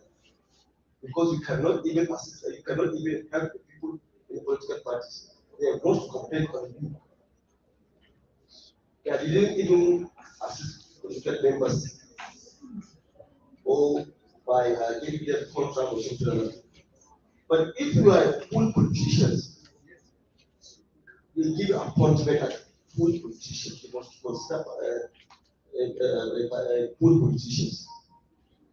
They can't give you, there's a difference. Far away. What happened now? Let me give one example. Sorry, please. I didn't abuse. What happened to the minister of Abuja here? It's not a political party. It's not a member's political party. By opportunity, they give you. You didn't know you have a political party's members. That's the problem we're facing. Look how it is. By opportunity given. Most of the administrators don't by opportunity. There's no political members. Members, they must assist political also members. Thank you. So, I will come to. So then, this is very important because the point is raised. Not all appointments of government is by political participation. Not all ministers are members of a particular political party, but they are appointed. Not all heads of agencies or departments or parastatals are part of the political party, but they have been appointed. You understand? And the appointment is based on their competencies, what they believe they have achieved. So does that mean that it is that not persons with disabilities? That the only way you can attain or receive political appointment is if you demonstrate that you have actively or you are actively a member of a political party. And I don't know if someone wants to. I just wanted to make a contribution. Whatever we are discussing here is founded on the issue of inclusion. The inclusion of women, people living with disability, right? And I think that we are trying to climb a tree from the top. You cannot separate politics from culture. There are serious cultural issues in this country. That if you want to include women and people with disability, we have to think with those cultural issues. And it's the mentality. And our people must be unchained from those mentalities. Otherwise, it's going to be very, very difficult. I'll give you an example. I come from South, among my people, the Koma people. Some of them live on the mountain.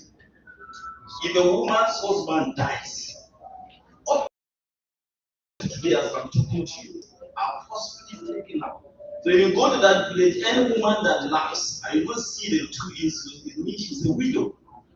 And people have these cultural inhibitions.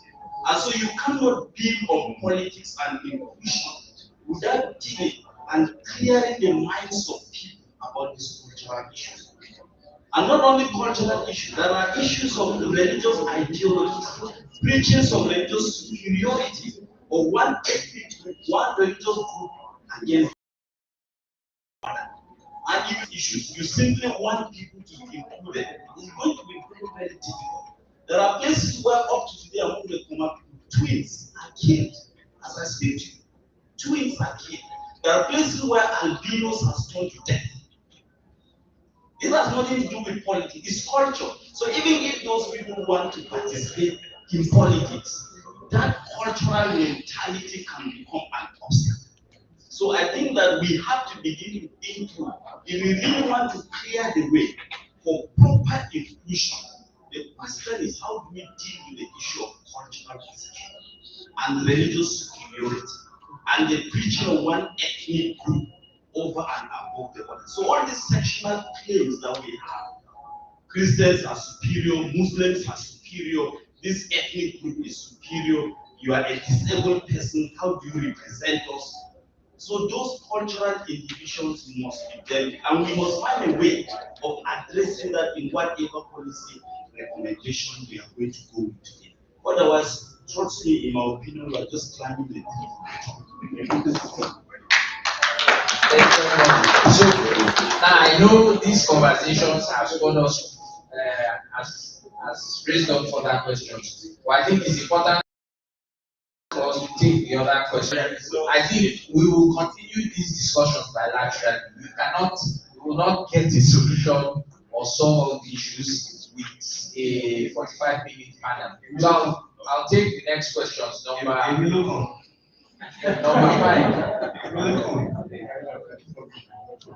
Good afternoon, everybody. My name is Dr. Chike.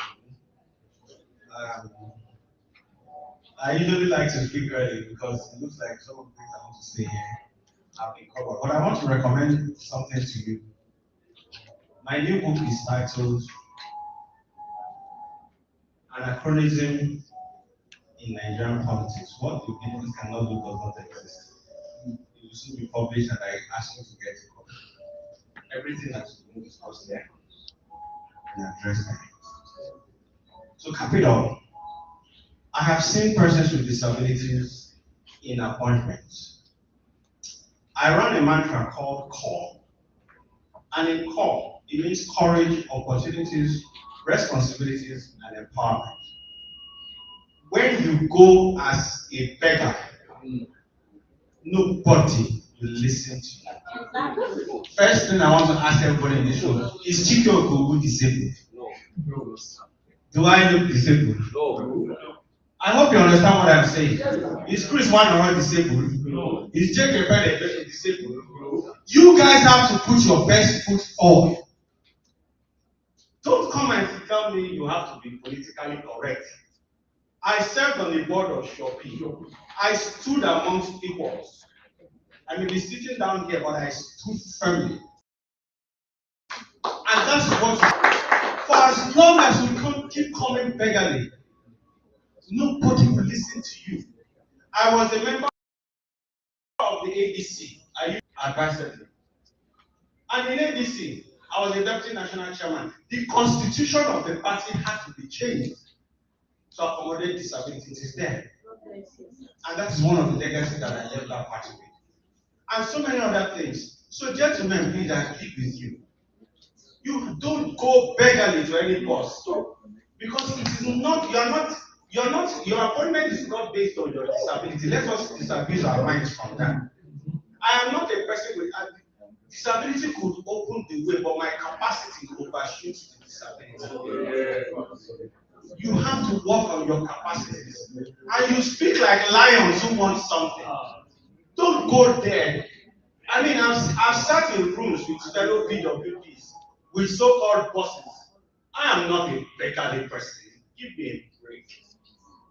And you go there because when they give you handouts, nobody's going to hand you up. It is true. Let me tell you, I ran for president and I started with equals. I didn't go there, honestly, it was here in Sheraton. The whole idea was to wake other people up, that we have capacities as persons with disabilities to aspire for higher office. What my brother said earlier on here, what my brother said earlier on, I totally disagree with him. Politics is about service. I have served, and I know that I've been serving. And those who walk around me know that it's about service. I am a socialpreneur. If I fix the wall, I get paid for it. So be it. But it is my own effort. Do you understand what I'm trying to say? I know that in politics, extra codes and all that do happen. But please, don't come here and tell me that you married 4 wives. I disagree with you. That is not the essence of politics. Don't tell me houses. You didn't build more than me. But you will not hear it. My handful, I just told you about my books. I just told you about the things that I do. You should come with your best capacities. Let's not live here, because when this place go, we'll go out of here. But Tinubu is going to appoint persons because PWD is on his cabinet. J. Jebelo said so. I have said so. Most of us have been saying so. We don't, if you go there to go and steal the money, Chike will come after you. I stand on the board of Shopee. 74 billion naira was in my custody. Did you hear that I stole a penny? Come on, give me a break. Have a good day.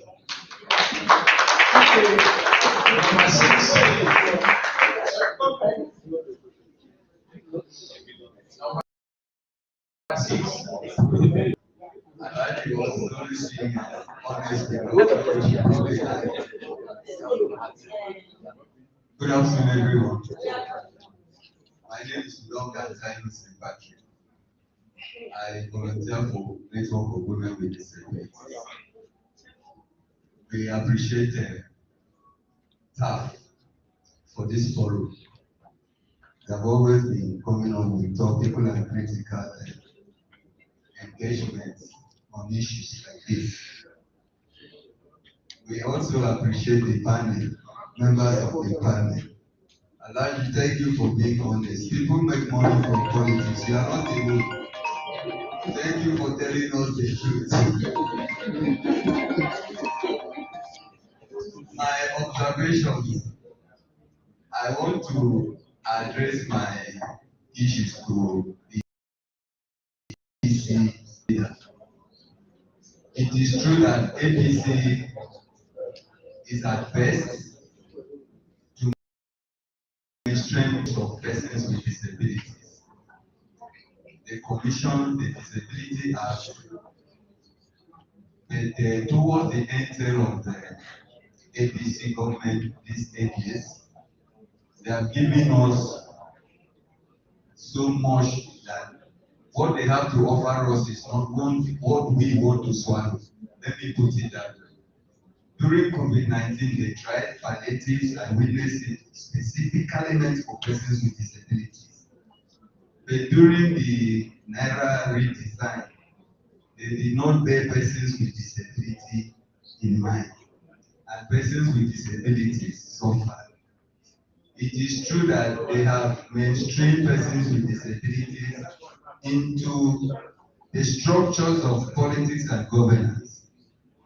But if APC would give us Disability Act and the National Commission for Persons with Disabilities, and they don't adopt inclusive practices by personal examples, others will not follow.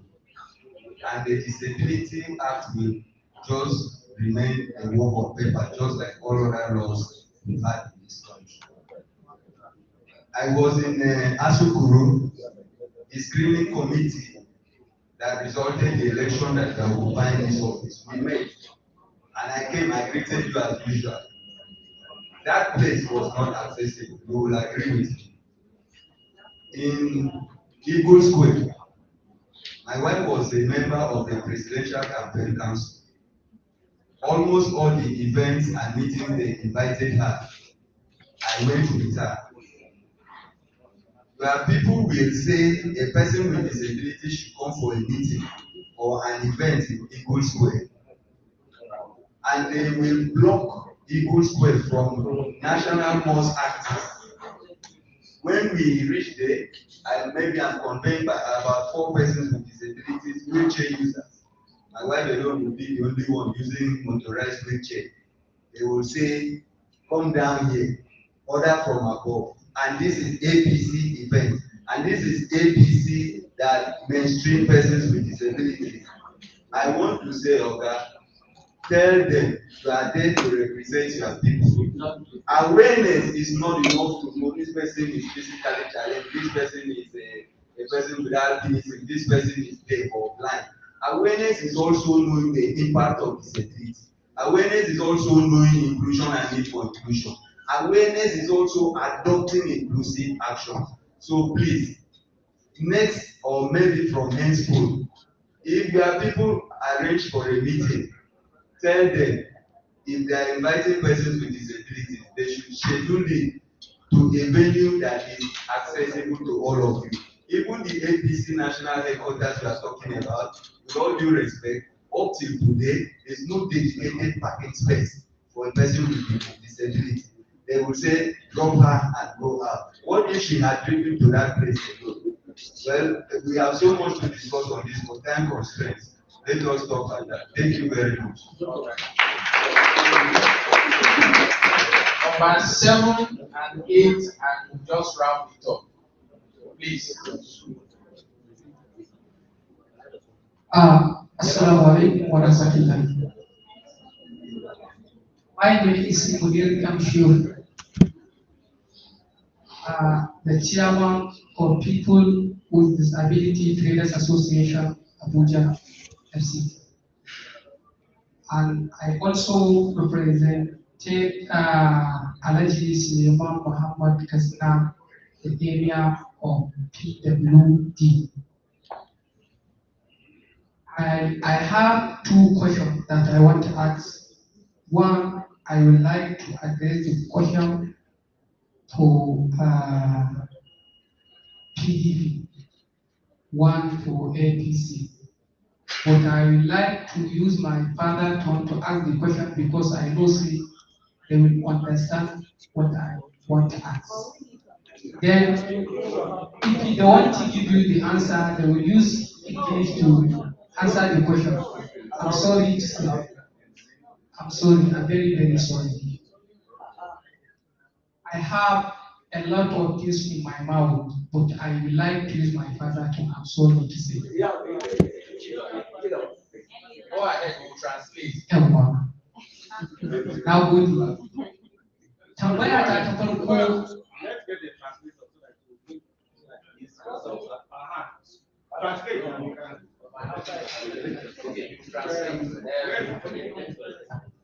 Go ahead. Yawa. Tambaya ta farko akan APC shi duba da kaso 80 cikin disabled na ƙasa gabaki daya ba su da ilimi. Kun san wannan.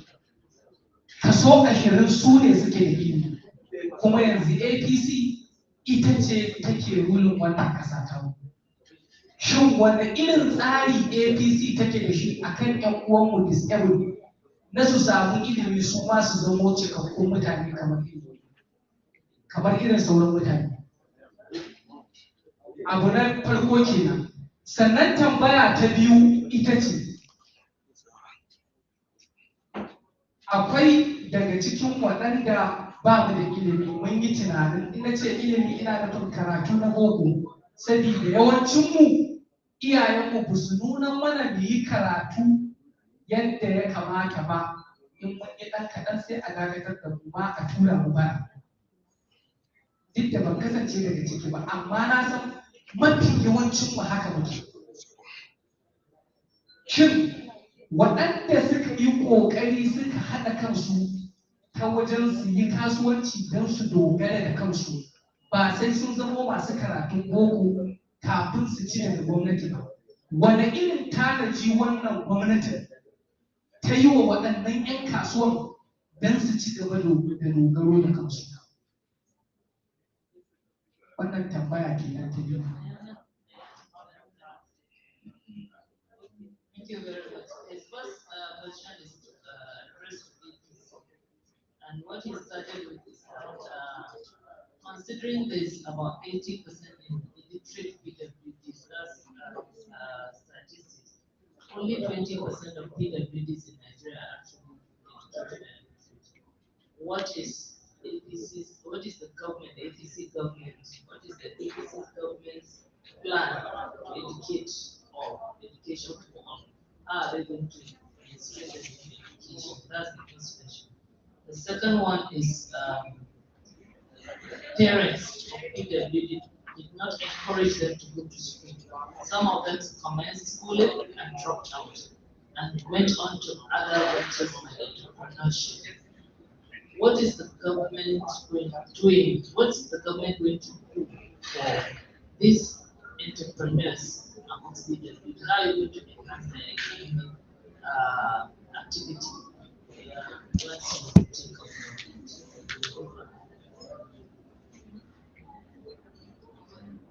na yi magana a kan 'yan kasuwa.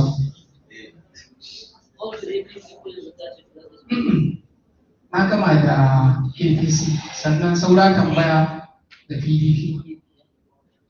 Tambaya ta akan PDP, ok? Baya nan a amsa min tambayar tukun, tun da wancan baya nan.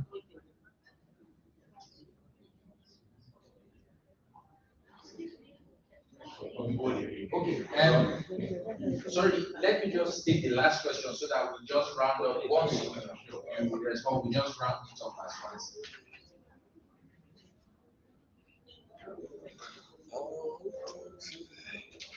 Thank you so much. I'm excited to be here today. I want to continue to pay my compliments and respect to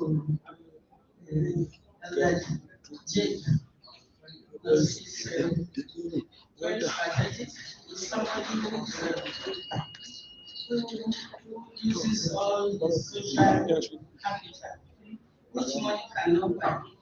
To do a lot for humanity, particularly places with disabilities. I know initially he was focused on albinism. I'm glad that he has expanded it.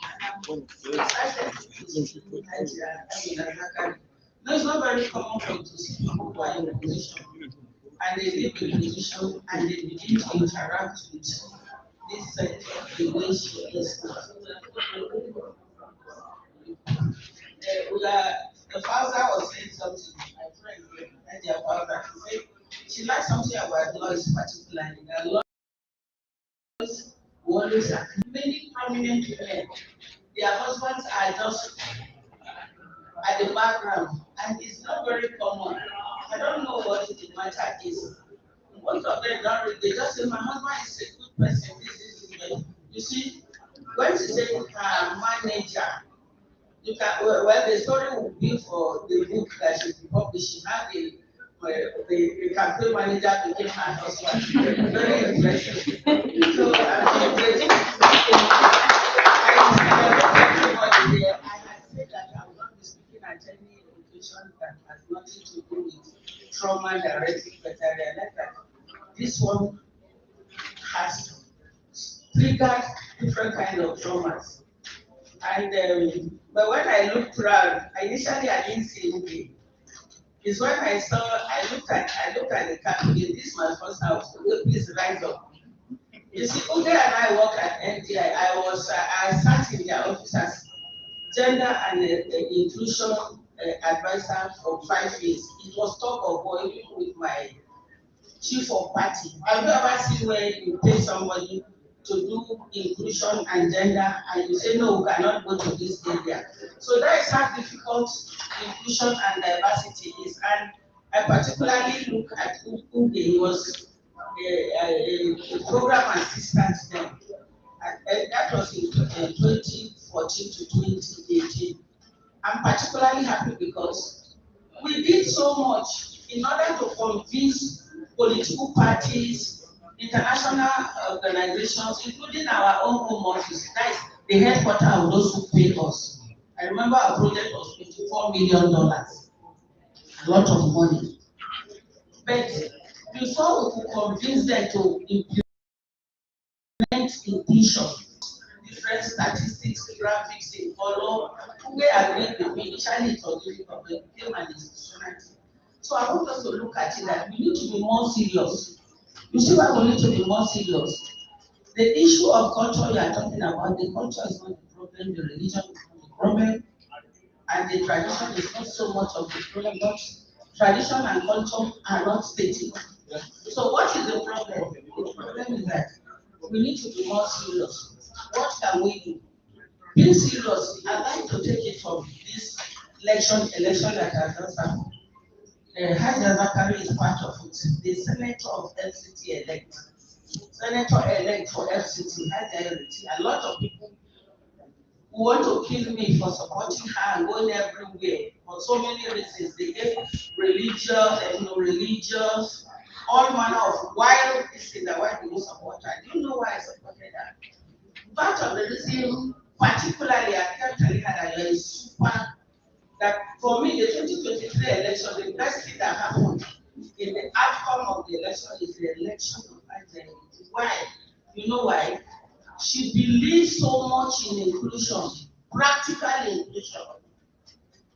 Because she believes in inclusion, access that you talked about the access of the office. She's a civil engineer. So what then are you doing, all of us now? I keep reminding her, even this morning I sent her a text. Why don't you go close to those people and say, okay, let us see, how do we, I like what Jake does. Jake is, I think of all the persons with disabilities that I know, is the most strategic. Is the most, it is fair, it is present. I don't understand English much. So we need to with this thing, the leadership mind is not so much of services, it's women and few people. So whether you want to deceive ourselves, it will not work. I want us to help ourselves so that we are not discouraged, don't be discouraged like me. So meet people like that and say, okay, how can we assist you? How many people can you put there for us so that they can assist you to achieve this? There are other people too. Let us identify people like this. Like this little group we have a model. Your party, no political party in this country today, the 18 political parties that is serious about inclusion. Do you know what? APC. You talked about where the APC person. That the office has been at the back. I've gone there several times since 2014. As nation. Why would you put them at the back? That alone is exclusion, is exploitation. You are hiding there. So what I'm saying, I'm so sorry because I'm so angry about this thing. Please, I like us to be more serious, monitor these people. The 10th assembly that they are doing now, is there any disability? Is there inclusion? Somebody even asked one of the women who want to run that. Why would you? They are talking about serious matter. So how do we upscale accountability? No country in the world has signed the different commitments like Nigeria, not even America, not Asia, the big democracies. So if somebody is owing you, they say, whatever, how will the person be the one to dictate to you how he or she to empower you? So we have those tools. Let's carry all those ones and let them begin to negotiate. So this is how we want to pay this incrementally. So please, finally, I like us to look at it that trauma that has caused all of us is not small. And we should not be begging. I like it. I like this. You've been speaking. All of us should speak more, please. All the people, those who are representing the people, and when they take any of us, please don't go and sit there and let Nigeria not happen to you. Please, you can speak. Nowhere in the world that political leaders enjoy like Nigeria. Even if you are enjoying, yes, even if you are enjoying, don't forget your roots, please. And anybody who is not doing well, let's go and drag the person out of there using the legal structures.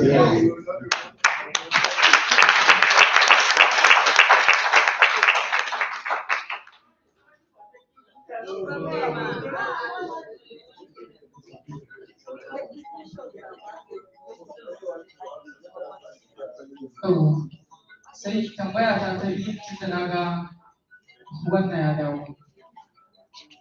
I say I also, sorry, please, we have to round up. There's another panel. There's another panel that has to also make their contributions. And like I said, because of the nature of the conversations and the issues that have been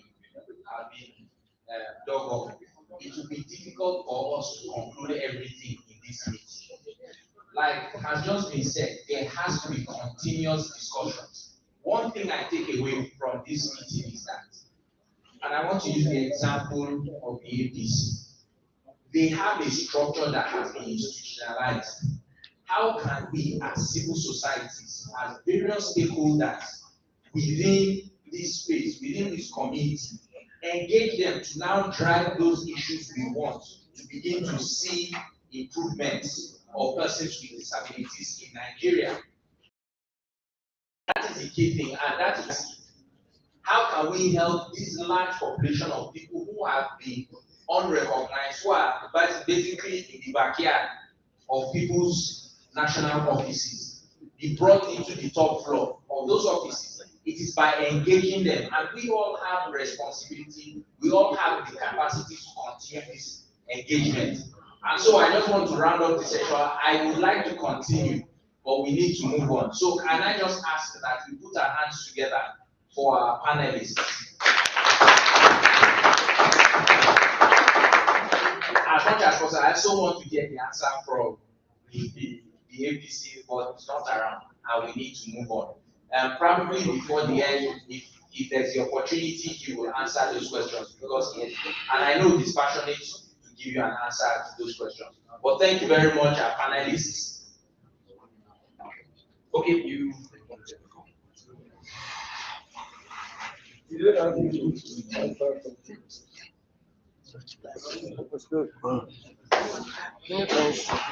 Just one thing. Not long. Good afternoon, everyone. I bring greetings from National Association for the Deaf.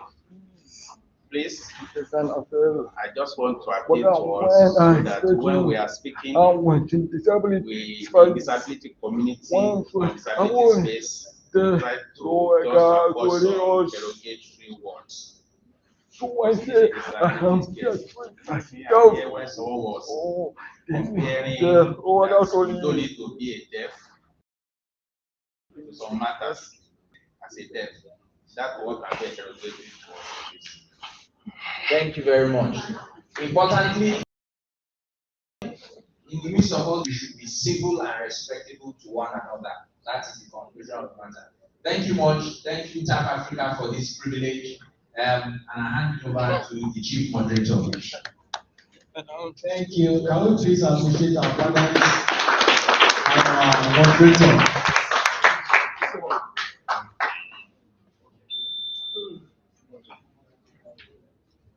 So we go into the second panel discussion, which is on the role of persons with disabilities, the governance, and national development. And to moderate this session is our distinguished board member, the person of Ajia Sakari. Can we please welcome her?